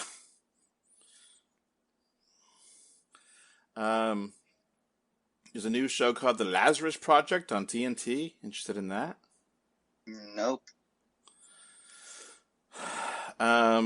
What Marvel shows are coming out this year? Do you remember? No. All I know is the talk that Iger's going to scale everything back, so we may only get a couple of shows. Secret Invasion got pushed back. Ironheart is I get they already set up Ironheart in Wakanda Forever. Echo, which I'm not super fan of that character. Not a hater or anything. It's just I don't know. She was fine. I kind of just not interested enough to have a whole show for her. Depends on how much is in the can with that. That may get pushed back too if Hawkeye was supposed to appear in it. Yeah, with Hawkeye's unfortunate accident. Not new Hawkeye. Let's hope for the best for him because he's recently had an accident and he's in critical but stable. But it's who knows how that's gonna work out. Loki season 2, hell yes. Yeah, I am looking forward to that, and supposedly it's going to tie into Quantumania. We'll see. Loki is like top tier of Marvel TV. Mm-hmm. Apparently, Agatha House of Harkness is supposed to come out this year, which I love the character in WandaVision, don't get me wrong, but I don't necessarily need a whole show with her. We'll see. It could be good. Yeah. All right. So let's get into the 2022 predictions that we made and see how we did. Okay. All right. So I was really trying to be positive. And I said Avatar 2 is going to be 3D only. Nope. It should be, but it's not. Well, there's some people can't see 3D, so they would prefer they would definitely need a flat version if they've only got one eye.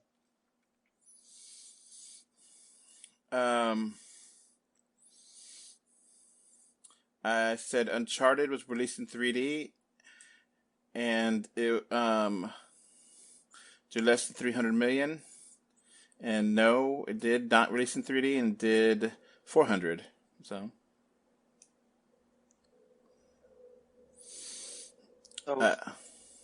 they shouldn't have spent so much money on it. Mario movie being the biggest hit a video game hit of all time and is well liked, to be determined. Yeah. Aquaman being pushed up? No, pushed back. Yeah. Puss in Boots 2 being moved? Yes, it moved from September to December.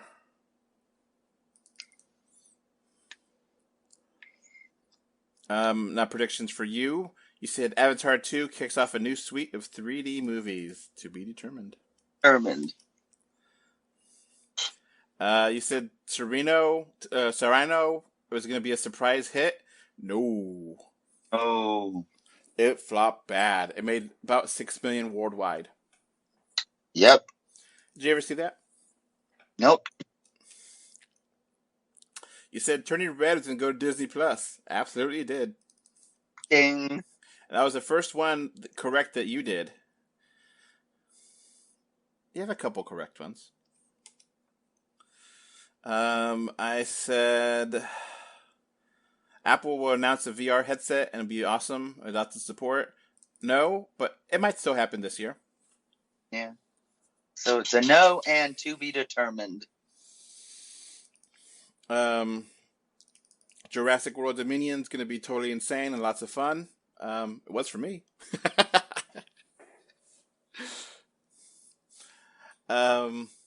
You said Lightyear will get a 3D release. Yeah, it did. Yeah. Did it matter? You said Aquaman 2 is delayed. Yeah, it got delayed. Dang. But then you changed it to be moved, which technically is still accurate because it did get moved. Yeah, it got moved and delayed. And I said Aquaman 2 will get pushed up. It did not. Another COVID variant near March of 14th, 2022. No. Near Pi Day. Now the thing with the COVID variants is that we've had like different variants of Omicron where it's just like numbers, and it's like I don't even know what number we are in Omicron now. It's like Omicron 7.4, and it's like, what does that mean? But it's still Omicron, so no. Yeah. You said Puss in Boots is gonna go directly to streaming. Nope. Nope. You said Omicron becomes a bigger deal. Not really. I mean, it's still around, but the numbers have definitely plateaued, and they are reduced from the peaks that were of January of last year. So, not really. Yeah. It just looks like we got some more COVID starting to wind up, but I don't think it's going to be Omicron, so. All right, we got, I predicted some interesting things would happen on very specific dates. You remember this? No. I said something interesting would happen on February 2nd and or February 22nd. Because the Tuesday. Twos. So here are some news. I'll let you decide if these things are quote unquote interesting and irrelevant. I did look up the news that happened on the 2nd of February and the 22nd. I'll let you decide if I gotta win. On February 2nd, Biden promised 500 free COVID tests.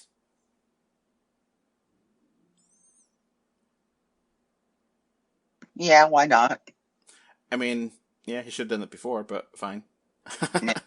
I mean, you can still get COVID tests, by the way. They opened it up recently. If you want more. CNN CEO Jeff Zucker leaves. Yay. U.S. debt tops $30 trillion. Oh boy. I mean, the CEO, I don't think CNN has gotten any better since he left. So I don't know how significant that is or how interesting. Maybe y'all could comment below and say, oh yeah, it's super interesting. I don't know. All right. Here's some interesting news from February 22nd. Canada and U.S. have a trucker protest. Do you remember that news? Yeah. I think that was pretty interesting. Yeah, especially if you were anywhere near where these a-holes were on the road. You can say assholes, I don't care. You already said fuck like 5 times already, so whatever. Might as well. I mean, there were different. There was the convoy. There was that. You know, it was kind of surreal. Oh, this one I think it might be significant. Russian tanks enter Ukraine. Yep. It's kind of hazy to when exactly the invasion of Ukraine, quote unquote, special project from Russia started, because they kind of sent bombs here and there, and there wasn't like a clear date of the war starts on this day, but that was a significant start of the war, I guess. Yeah. Oh, I'll give it to you. And last one I found here was that a new social media launched on the 22nd of February, and its main focus is on the truth.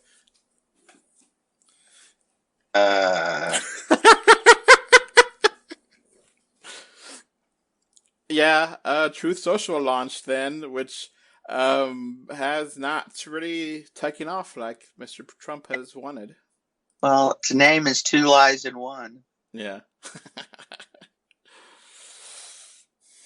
All right, here's a big one that you did, prediction. You said Black Panther 2 bombs and is a critical scrubbing. And Shuri will get recast. No.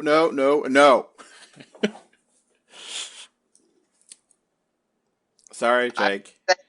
I would say, so what's its Rotten Tomato score? Oh, I could look that up. I think it was like 84%. Okay, yeah, I would say I'm wrong on all. It wasn't beloved as the first one, but I wouldn't say it was a bomb. Yeah, I mean, it definitely has not quite as much money as the first one, but it's still pretty good for what it is. So I'm happy to have that one wrong. Yeah, and I really enjoyed Wakanda Forever. So yeah, it was. Yeah, Namor was awesome. The only thing that doesn't hold up is that the underwater scenes, which I guess part of it is the Avatar WoW or Avatar 2 has to completely redefine how they do water scenes, and it looks gorgeous, and you can't see anything after that without being like, oh man, it looks like crap now. Comparison. Yeah. Like, I remember the second time I watched Avatar 2, they also had the trailer for Little Mermaid in 3D, which was like, yay! The first time I get to see this. And I was like, oh, this is like super dark and ugly compared to Way of Water. I'm glad it's 3D, but it's like super dark. And it's like, nope, I don't want dark underwater scenes anymore. It has to be bright and colorful and pretty.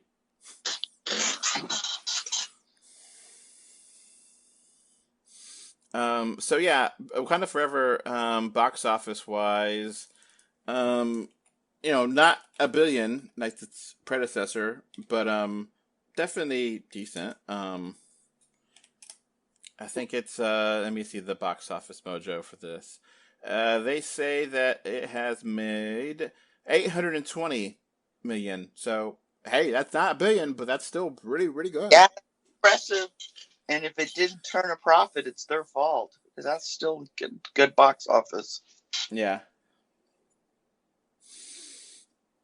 What other stuff?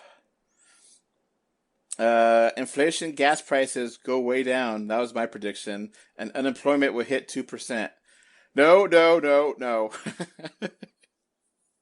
Yeah. Oh. Sorry. I wish I. Yeah.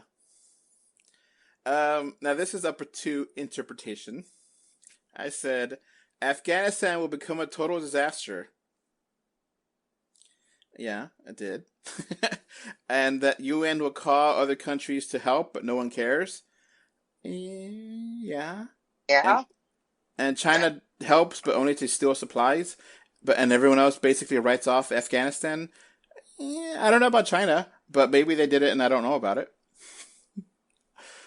But yeah, unfortunately, Afghanistan is pretty much a horrible place, which probably the worst it's ever been, which is saying a lot for that country, sadly. Yeah. You said vintage home 3D releases will happen. No, did not. Or did it? I don't think so. Well, yeah, we had Flesh for Frankenstein and a few things. Now, we did get some vintage 3D theatrical releases, which is not expected. Yeah, still claim it as a win. So yeah, maybe some partial credit, I guess. I don't know. Mm-hmm. It just wasn't unfortunate. It looks like a lot of the things that were announced got pushed back for home release. But we had a few.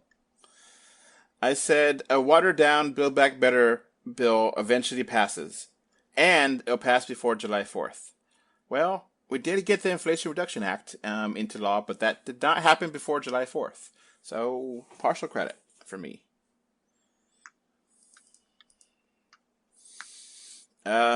You said that they're going to gender swap the Submariner in Marvel, but it will still have winged feet and pointed ears. So was Submariner gender swapped? Nope. It did have winged feet and pointed ears, though. Yeah, so I'll take half credit. I said Democrats would keep control of Congress, and partially because of COVID deaths, and Democrats would gain seats. Biden get more support. Democrats kept control of the Senate, but not of the House, and it'll be to be determined if how much COVID deaths were part of that. But meh. You said there'll be a taco fast food roll war. Did that happen?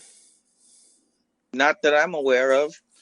Because we're talking about chicken sandwich wars, and yeah, sandwich wars seem to keep rolling on, even though it's already been won by Popeyes. I said suspenders would become a new style trend because of TikTok. No.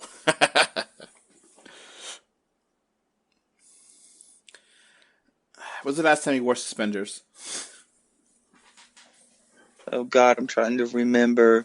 Was it like for a hobo Halloween costume when I was a kid? Wanted to be a pirate, but mother said, no, you can go out as a hobo instead. Because they're equivalent for some reason. The one she didn't have to spend money on.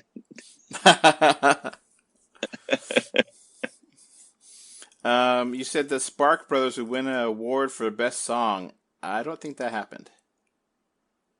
Not in the U.S., but they did win some foreign awards, so I'll take part credit for that. Okay. Now this one's kind of weird because technically it's true, but nothing has happened about it.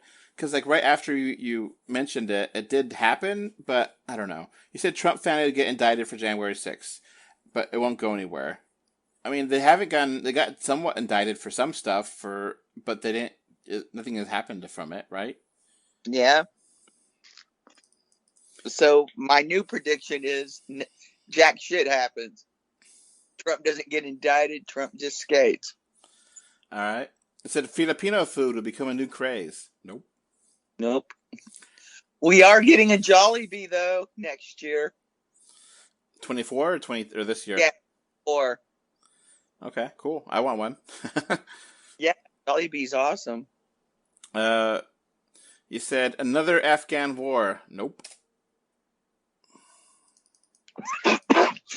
Yeah, glad that didn't happen. You got enough it is.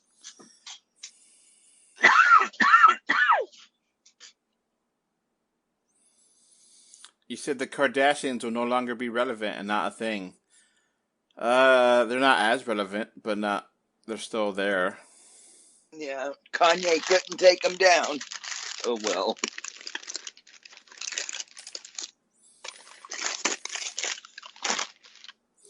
You said Stacey Abrams will win Georgia. Boy, I was wrong about that. And boy, am I sad. I was wrong about that.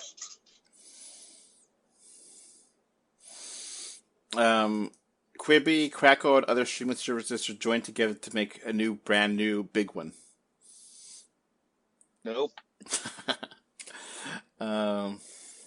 Christian said, now I'm going to move on to Christian, that theaters will go bankrupt as sales go to a new low due to Omicron infections.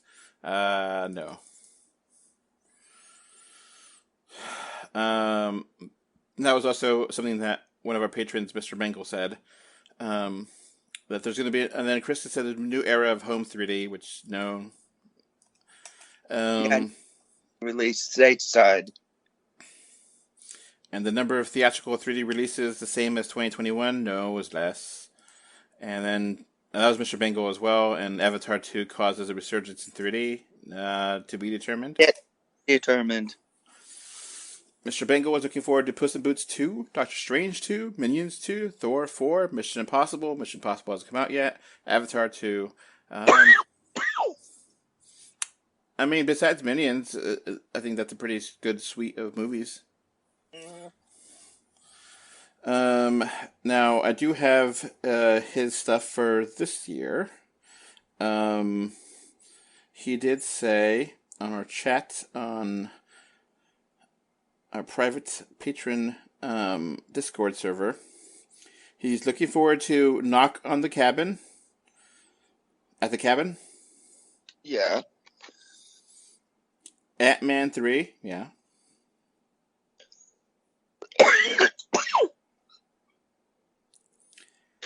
Super Mario movie?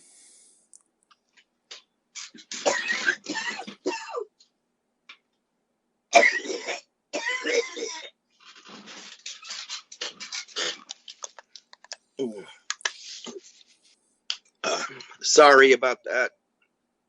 It's all edited out. You don't have to be sorry about anything. Okay. Elemental, which none of us are too excited for. Yeah. Dune Part 2.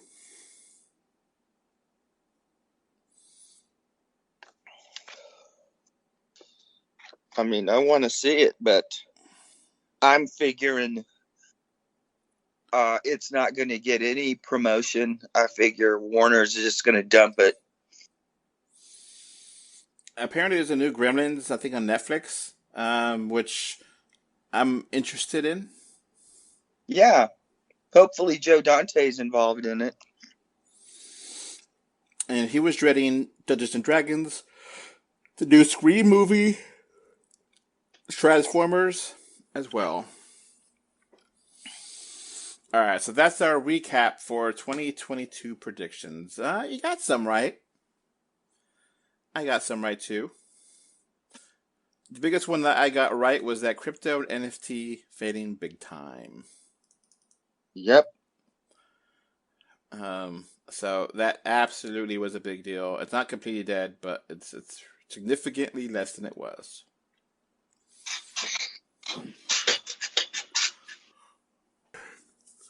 All right, let's get to our 2023 predictions. What's your first? Okay, I'm going to start it off with a totally absurd one. There's no way it can happen. Cocaine Bear joins the $1 billion club. People just want to have a good time.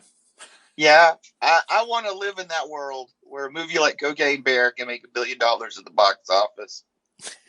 It takes down Avatar. Okay. My first one. So last year we got a string of classic movies being re-released in 3D, which came out of the blue. And I'm going to say we have another classic movie that never was 3D, but it's going to get a 3D release. And this movie stars some damn apes. Ah. The original Planet of the Apes gets a 3D re-release. Interesting. That could be lots of fun. Um, of the Planet of the Apes movies, the classic ones, I think it goes downhill pretty much every one. But like some of the later ones are actually pretty interesting. Uh-huh. I think it's like 1 is great, 2 is okay, good, 3 is bad, 4 is bad, 5 is great, or something, and 6 was weird, or something like that. I don't remember them. But the new trilogy is much better. Mm. All right, what's your next one? One that's Avatar 2 is going to join the $2 billion club. Ah, now it's already made $1 billion, so as long as it just keeps on trucking in January and February, which is pretty likely, I think it's very plausible. Okay. So if it hits $3 billion, am I wrong? I'll give you $2 billion plus. Okay. All right, my next one. Now, the live-action Spider-Man will cameo in Spider-Verse.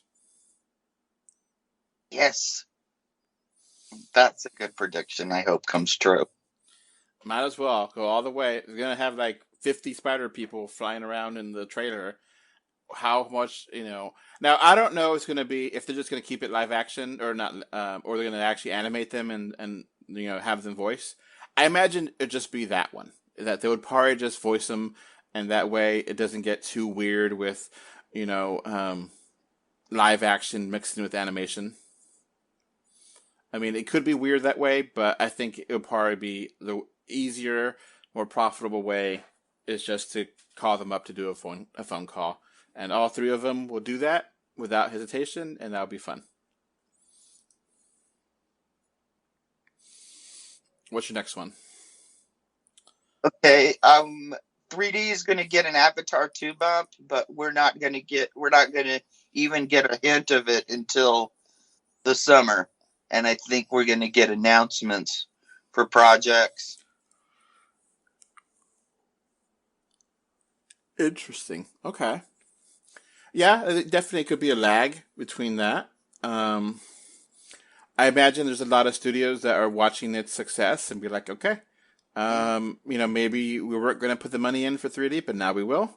Some stuff that might be coming in the fall, maybe weren't going to be 3D, but now maybe they're going to put the money in now. Who knows? Yeah. And I also think some of them are going to take a look because Titanic's getting a reissue in 3D. Mm-hmm. They're going to see how the box office is on that. Like, do you think Saw 10 will be a 3D movie?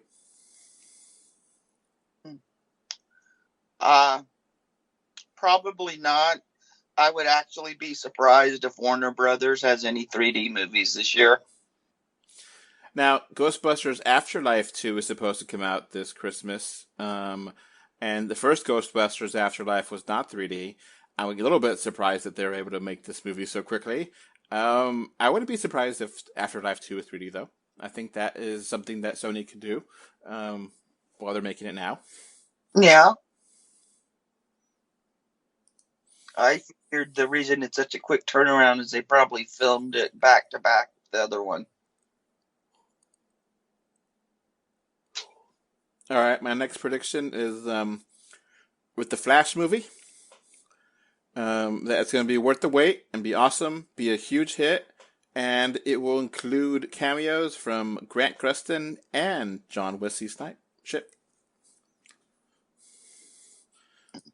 I hope, but I don't think any of the DC movies this year are going to be particularly profitable, and I think a few of them are going to really bomb hard.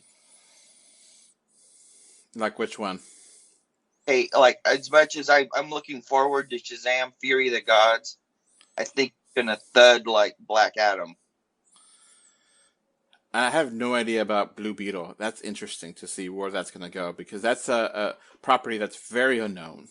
But if they handle that well, it could be really cool. Mm-hmm. But I don't think it's going to be. I don't think any of the DC hero movies are going to be 3D. In fact, I'd be surprised if Warner Brothers puts out any 3D movies this year. That's sad. Uh-huh. Oh, we completely forgot about the Marvels. How do you feel about that? Are you excited for that or meh? I'm like, a little of it's superhero burnout, and also the schedule was such a mess in Phase 4. We'll see what they do to clean it up. All right. So you have another prediction or not yet? Okay. I think after Dune 2, the Dune franchise is done for now. I don't think there's going to be a part 3.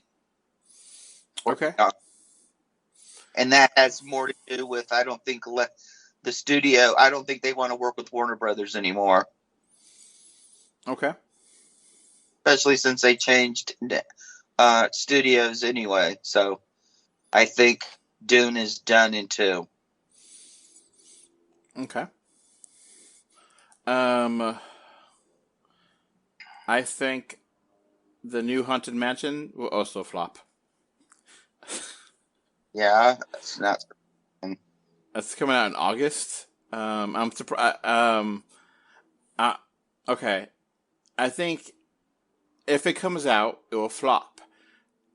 I think it will likely go directly to Disney Plus, though. So 2-for-1 deal there. If it doesn't go to Disney Plus, it will flop. If it does, so it just, I don't know. It's just Haunted Mansion is going to be a doomed property for Disney. Yeah. It's a good idea. Yeah.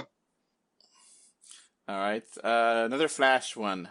The Flash will have a post-credit scene, and it will have a rebooted DC universe shown there. Here's hoping.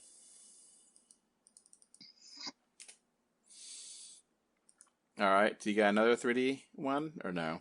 Well, I think Coyote versus Acme is going to be a surprise hit. When's that coming out? I haven't even seen that one. Sometime in the spring, just before summer. Okay. And another prediction, because of the copyright status, I think we're going to get an announcement of a slasher Sherlock Holmes movie probably for next year. Interesting. Now, 2023 has some interesting stuff that has become public domain, including the full song for Ice Cream, You Scream, You All Want Ice Cream. Apparently that's the whole song, not just a saying. Yeah. So you're going to see that in commercials left and right. Mm-hmm. But it'll be new recordings because the way copyright works in the U.S., just because the song is in public domain doesn't mean the recordings are yet. Yeah, no new recordings went into the public domain this year. And the Ritz song is also public domain, right? Mm-hmm. Again, but not the recording. All right. I think Ant-Man's going to die in Ant-Man the Wasp. Yeah. I think a plot point of Ant-Man the Wasp will be that they're trying to get the MacGuffin, and basically, if you don't get the MacGuffin, I'm not going to bring you back your child, and the MacGuffin will unleash the bad guy out of the quantum realm, and eventually Ant-Man does help him, but he still kills him, and he gets out of the quantum realm, and that's a sad ending, but that's how villains are. I know that's horrible, but he's Jonathan Majors as Kang is going to be pretty bad. He has to go really bad, and I'm looking forward to it.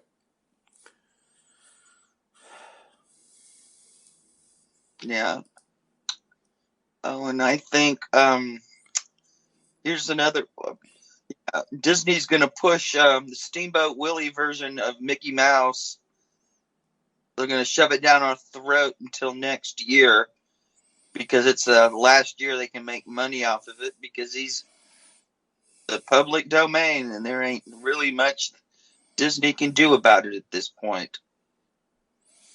Yeah, they'll try to keep fighting it, right? So here's hoping we get an Air Pirates movie in 2024. Oh, here's one that's not 3D related, but interesting. So, in April, The Pope's Exorcist was supposed to be coming out in theaters. That's going to get delayed because the recent Pope Benedict has passed on, and the events will be happening soon, and it'll be too soon. So they'll just probably push it off to October or something. Not that I care. I really don't like that kind of movie. And it's not going to be like The Pope Must Die or anything like that. They had to change it to The Pope Must Diet. Movie 65 is going to suck.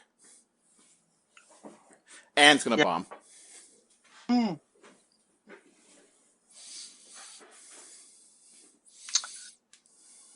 Okay, and think of something that might be interesting. Oh, I think Super Mario Brothers is going to be a hit. Okay. Despite Chris Pratt's voice.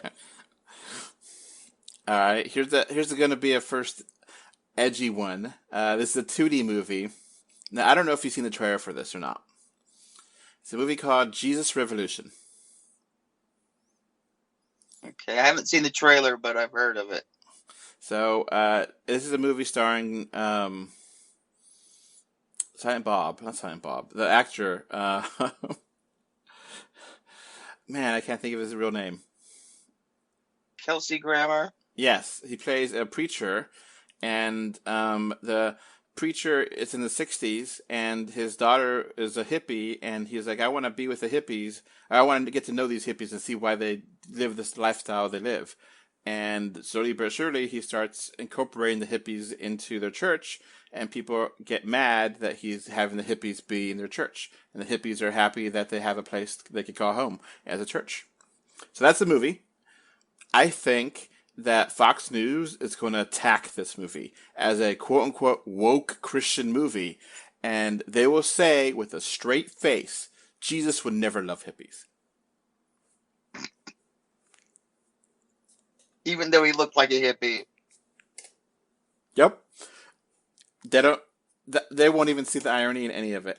They would attack this movie and want it to fail because it's going to be, preachers should not accept hippies into the church. And Kelsey Grammer will be trying defending it, but they won't. Nope. Kelsey Grammer is a great actor, and I really like him as Sideshow Bob, but I don't know. What do you think of that one? Interesting.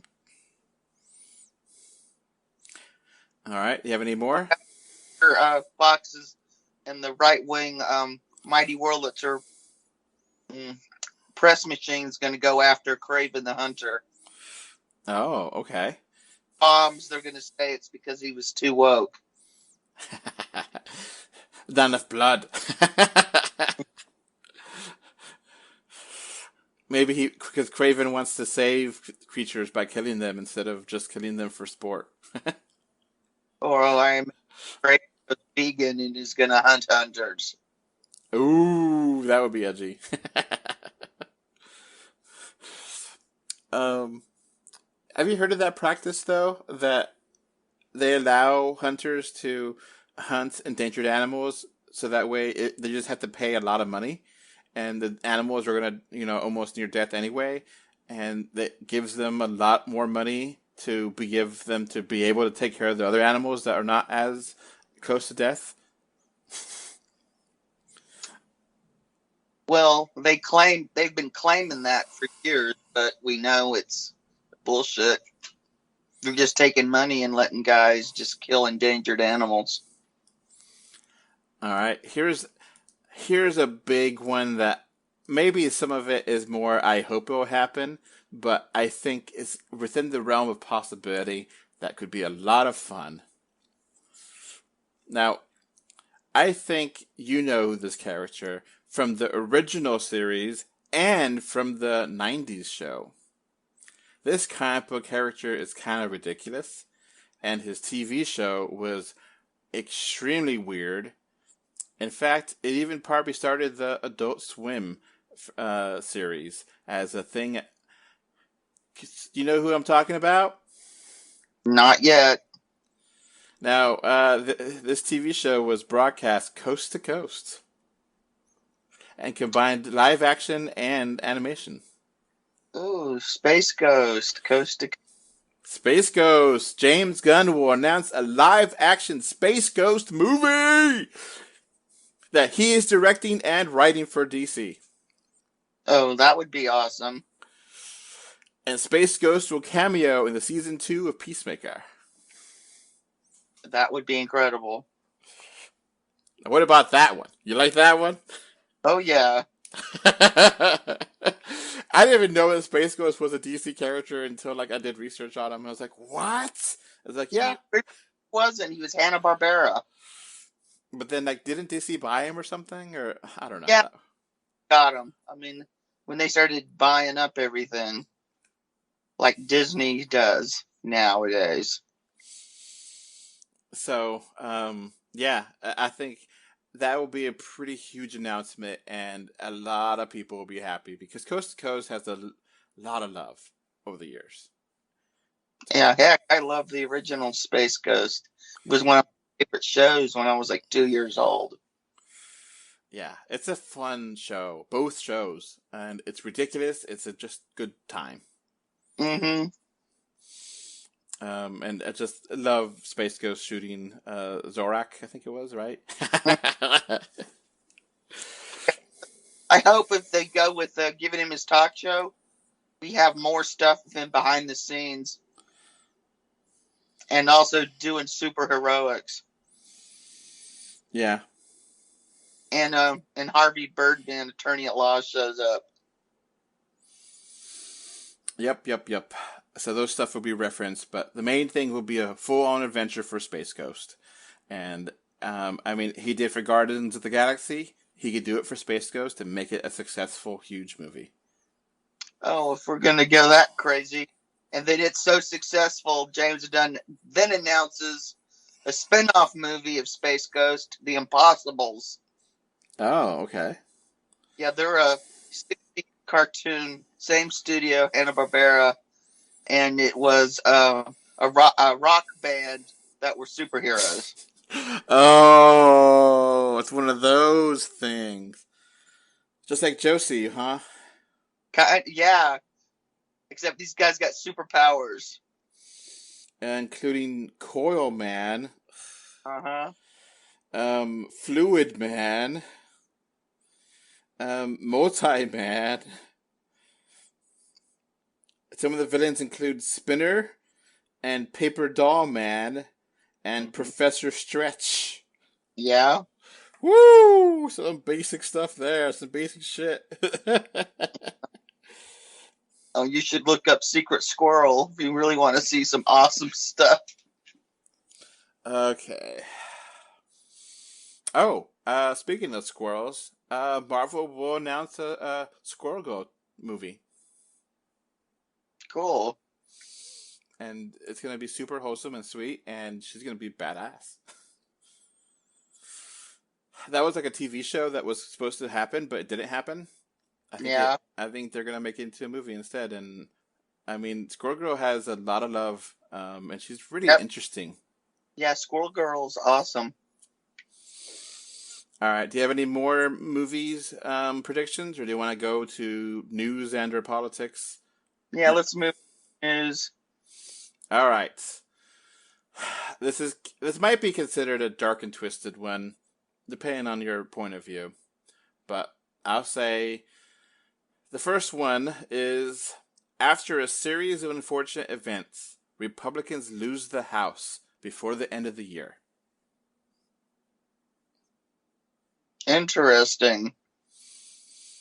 There's potential people that are older and people might go to jail, and it's only a 4-seat majority, and it could be replaced. It was kind of a miracle that the Democrats were able to hold it. Same thing with the Senate, and that luck will not be. So sometime just a series of unfortunate events, not anyone specific, but yeah.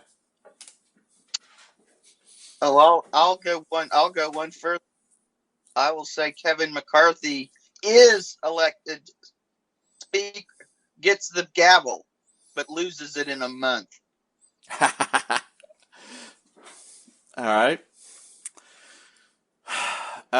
President Biden is impeached by the Republican Congress for something totally asinine, and this causes Biden's poll numbers to increase, and most Republicans are mortified and embarrassed, and people are pissed. They're like, this is stupid. Everyone knows it's stupid, and the Senate just completely, overwhelmingly supports Biden, and it's just like, stop it.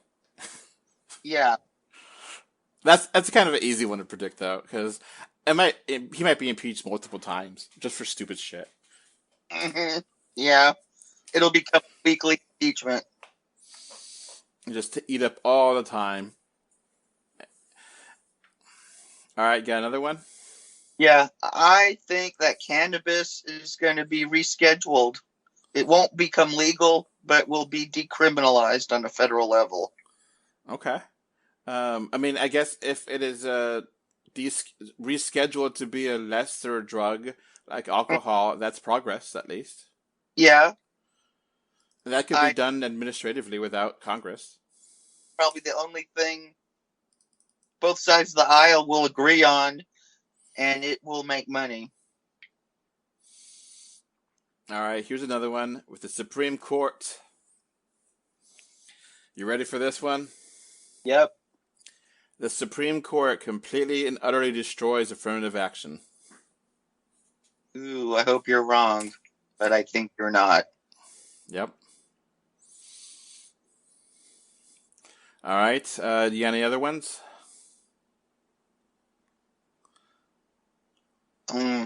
Well, here's wishful thinking that a whole bunch of January 6th contributors are suspended and kicked out of office and never allowed to hold office again, but I don't think it's going to happen. That could be part of the unfortunate events. Yeah. Yeah. All right. Or events, depending on your point of view. All right. Here's one that is not, I don't know. It's kind of adjacent to politics because there's definitely a lot of conservatives that love gold. But there's a lot of libertarians that love gold, I guess, more the better way of saying it.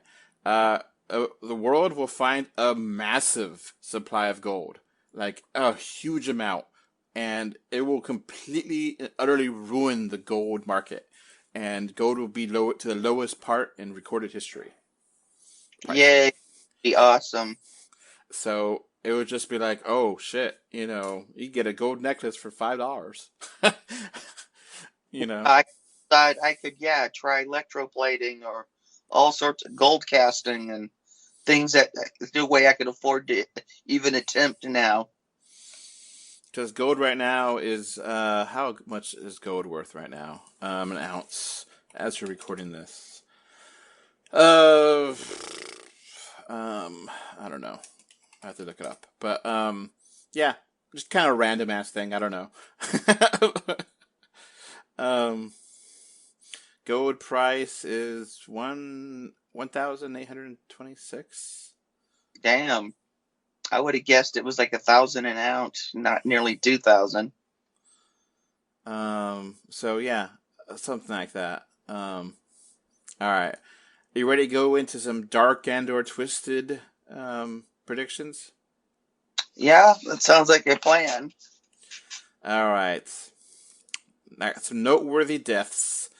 Actually, the rest of these predictions are deaths on my end, which some of them are sad, some of them might be predictable or straightforward, and some of it might be controversial. but fuck it. All right. First one. Legendary actor Dick Van Dyke passes away. Oh, I hope you're wrong. He's in his 90s right now, I think. Won't be a surprise. Won't be a surprise.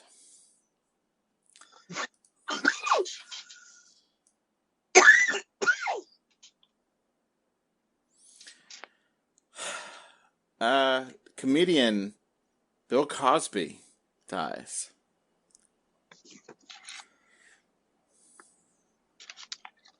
No great loss. It's frustrating because, like, I believe the women who said he's done horrible things, but he's also done some really cool things for black comedians, and so it's very frustrating, his legacy. Yeah, he did it to himself. Do you have any noteworthy deaths or dark and twisted predictions? Huh. You want to think about it? Well, part of me is I hate predicting deaths because it feels like I'm wishing ill on people. All right, you don't have to if you don't want to. If you don't have anything that you want to say, I could be the bad guy. Okay, I'll make one. There'll be more than one member of the Trump family fall out a window this year. Okay, interesting. Like gangster style or something, right? Mm-hmm. Yeah, like in Russia. It seems like a Putin. Oh, here's a dark and twisted one. The Russian people overthrow Putin. It doesn't sound twisted to me. Yeah, bring him up. Okay. Yeah, with his crap. That would be pretty amazing, actually. From what I hear, they're pretty scared of the government, so they don't really want to try that. And they've been trying to protest, and every time they do, they get shut. It gets shut down pretty quickly. So, yeah, and I'm also going to predict Iran is going to have their version of the Egyptian Spring, because as much as they were protesting, these executions are really going to push them over the edge. Ooh, okay, that's cool. All right, I have another Supreme Court prediction, and this is another dark and twisted one at that. Justice Clarence Thomas dies, and he is replaced by another noteworthy black politician. This is gonna be interesting to watch, but the Republicans can't do a damn thing to stop it, because Biden will select Barack Obama to be the next Supreme Court justice to replace Clarence Thomas, and they get it through with 51-49 majority. Yeah, and Kamala Harris would be able to break it.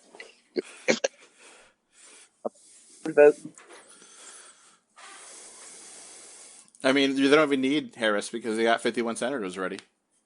Yeah. So. But two of those senators are Manchin and Sinema. Well, now we have Senator, what is his name? Warnock won again, and then Fetterman won. So now it should be all right. Just imagine how crazy that would be, but I think it will be a net positive. It'd be just kind of one of those things that you can imagine Fox News people just, have aneurysms online see how pissed off that would be that they're like, well, see, this is what you had, this is your fault. And they can't stop it. They can't stop that from happening. And I mean, they'll try to have their hearings and stuff, and Obama would just be so good that it's going to make them look even worse. And Obama definitely can be a Supreme Court justice. He definitely has a law degree and law experience. He was a president of Harvard Law. Yeah, and meanwhile, Republicans are putting people in judgeships who never even went to law school.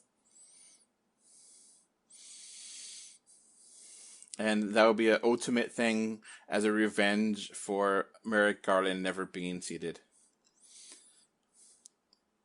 That's how you get revenge. Ice cold revenge. Or Merrick Garland gets put on the court.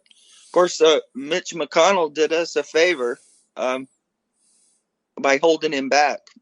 I hope. We'll find out. He hasn't prosecuted Trump yet, or much anybody else either. All right. Here's a good one that I'm hoping is true. Mitch McConnell retires this year. Ah. Okay. Now, since he has power anymore, and he's probably doesn't feel like spending money to run, might decide it's time to finally just enjoy his ill-gotten gains.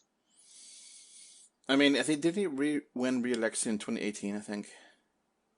So would he retire now, or would just not run for a re-election? Oh, I think he'd retire now. I don't even think he'll wait. Okay. I think he would just go. That way, he would. A lot of it depends on if he can talk he can choose his successor. All right. This is going to be another really, really big one, and one I don't want to happen, but it's a very, very dark, very twisted, very crazy, and very sad. I think you know what I'm going to say. Okay.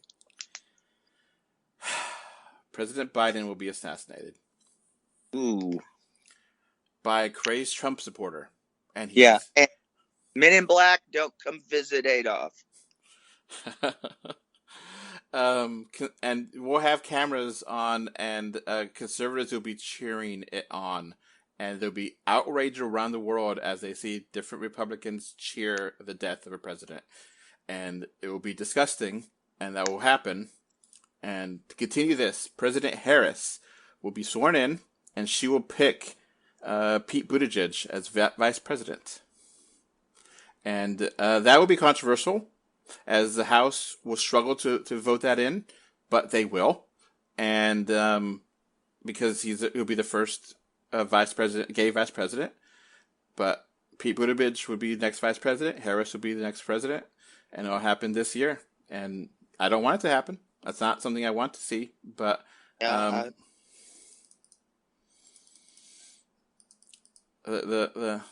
lot of Republicans have gone really crazy and just don't live in reality no more. And they don't. It's sad.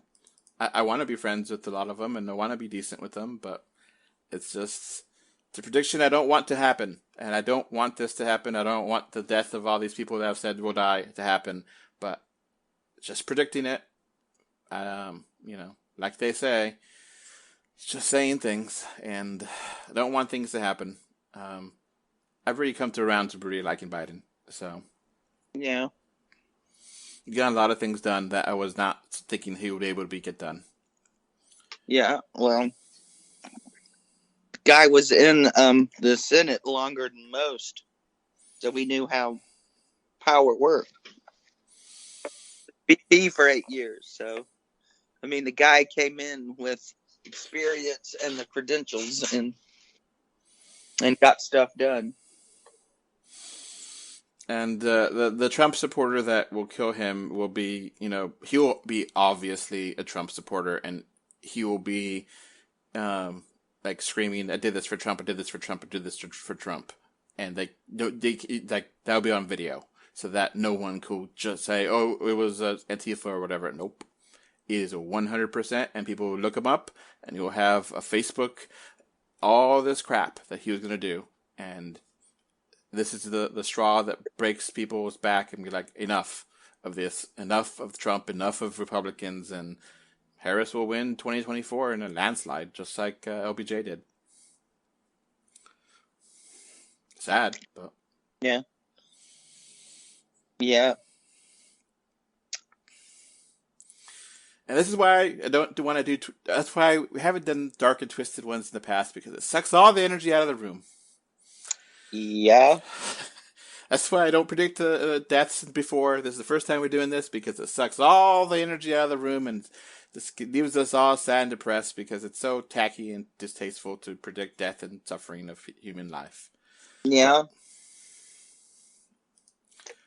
But people slow down at car wrecks. Yeah. So yeah, that's I guess the only way we could end this 2023. I said it before and I'll say it again. Welcome to the terrible 20s. And yep. COVID is not going anywhere.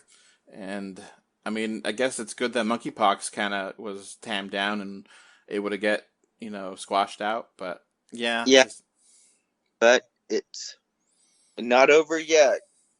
It may evolve into something dangerous. Or maybe monkeypox will wipe out COVID. Well, I think it's now Mpox, but who knows? Maybe that was contained, and it just shows that things can get done if you put effort in and try. Yep. All right. Nothing else to really say because it's really sad, and I think the one thing that Biden promised was that he's going to bring people together, and people will be brought together after his death by a Trump supporter and be furious.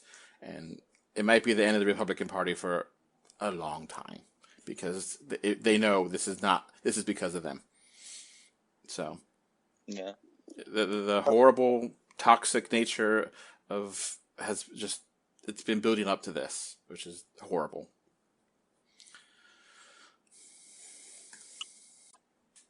All right. Anything else you want to say, Jake? Oh, here's one last one I'll do. Trump's going to start a third party.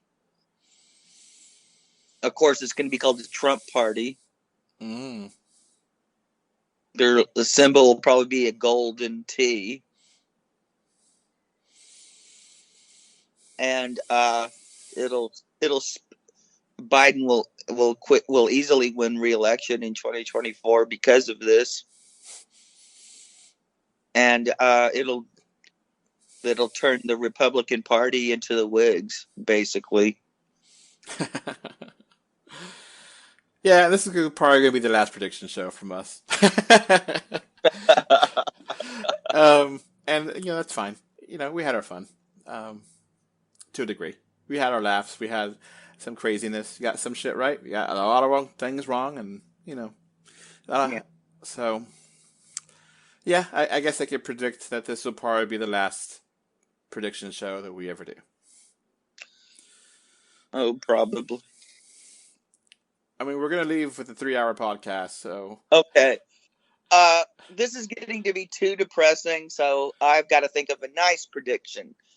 It probably won't happen, but I'm going to predict... Yeah, I predict Sparks will chart in the U.S. with their new album. Okay. All right, then. Oh, yeah, after 50 years, they'll do it again. You're doubling down on your old prediction. Yeah, I'm doubling down. All Can't right. leave on such a dark note. So we have to go with some hope here. Yeah. All right. Bye. Bye. Before this podcast wraps up, I want to thank my patrons. Thank you, Kano3D, MK Ultra, Kevin Winter, Alex Folk, and Gravity Head Zero for your financial support on Patreon.com. You can find 3D or 2D on Facebook, Twitter, YouTube, Pinterest, Instagram, and more. Just look for 3D or 2D. Thank you for either listening or watching this podcast. Goodbye. Bye. Bye. Bye, everyone. Take care. Bye. But wait, there's more. Never know. Morbid time can happen anytime.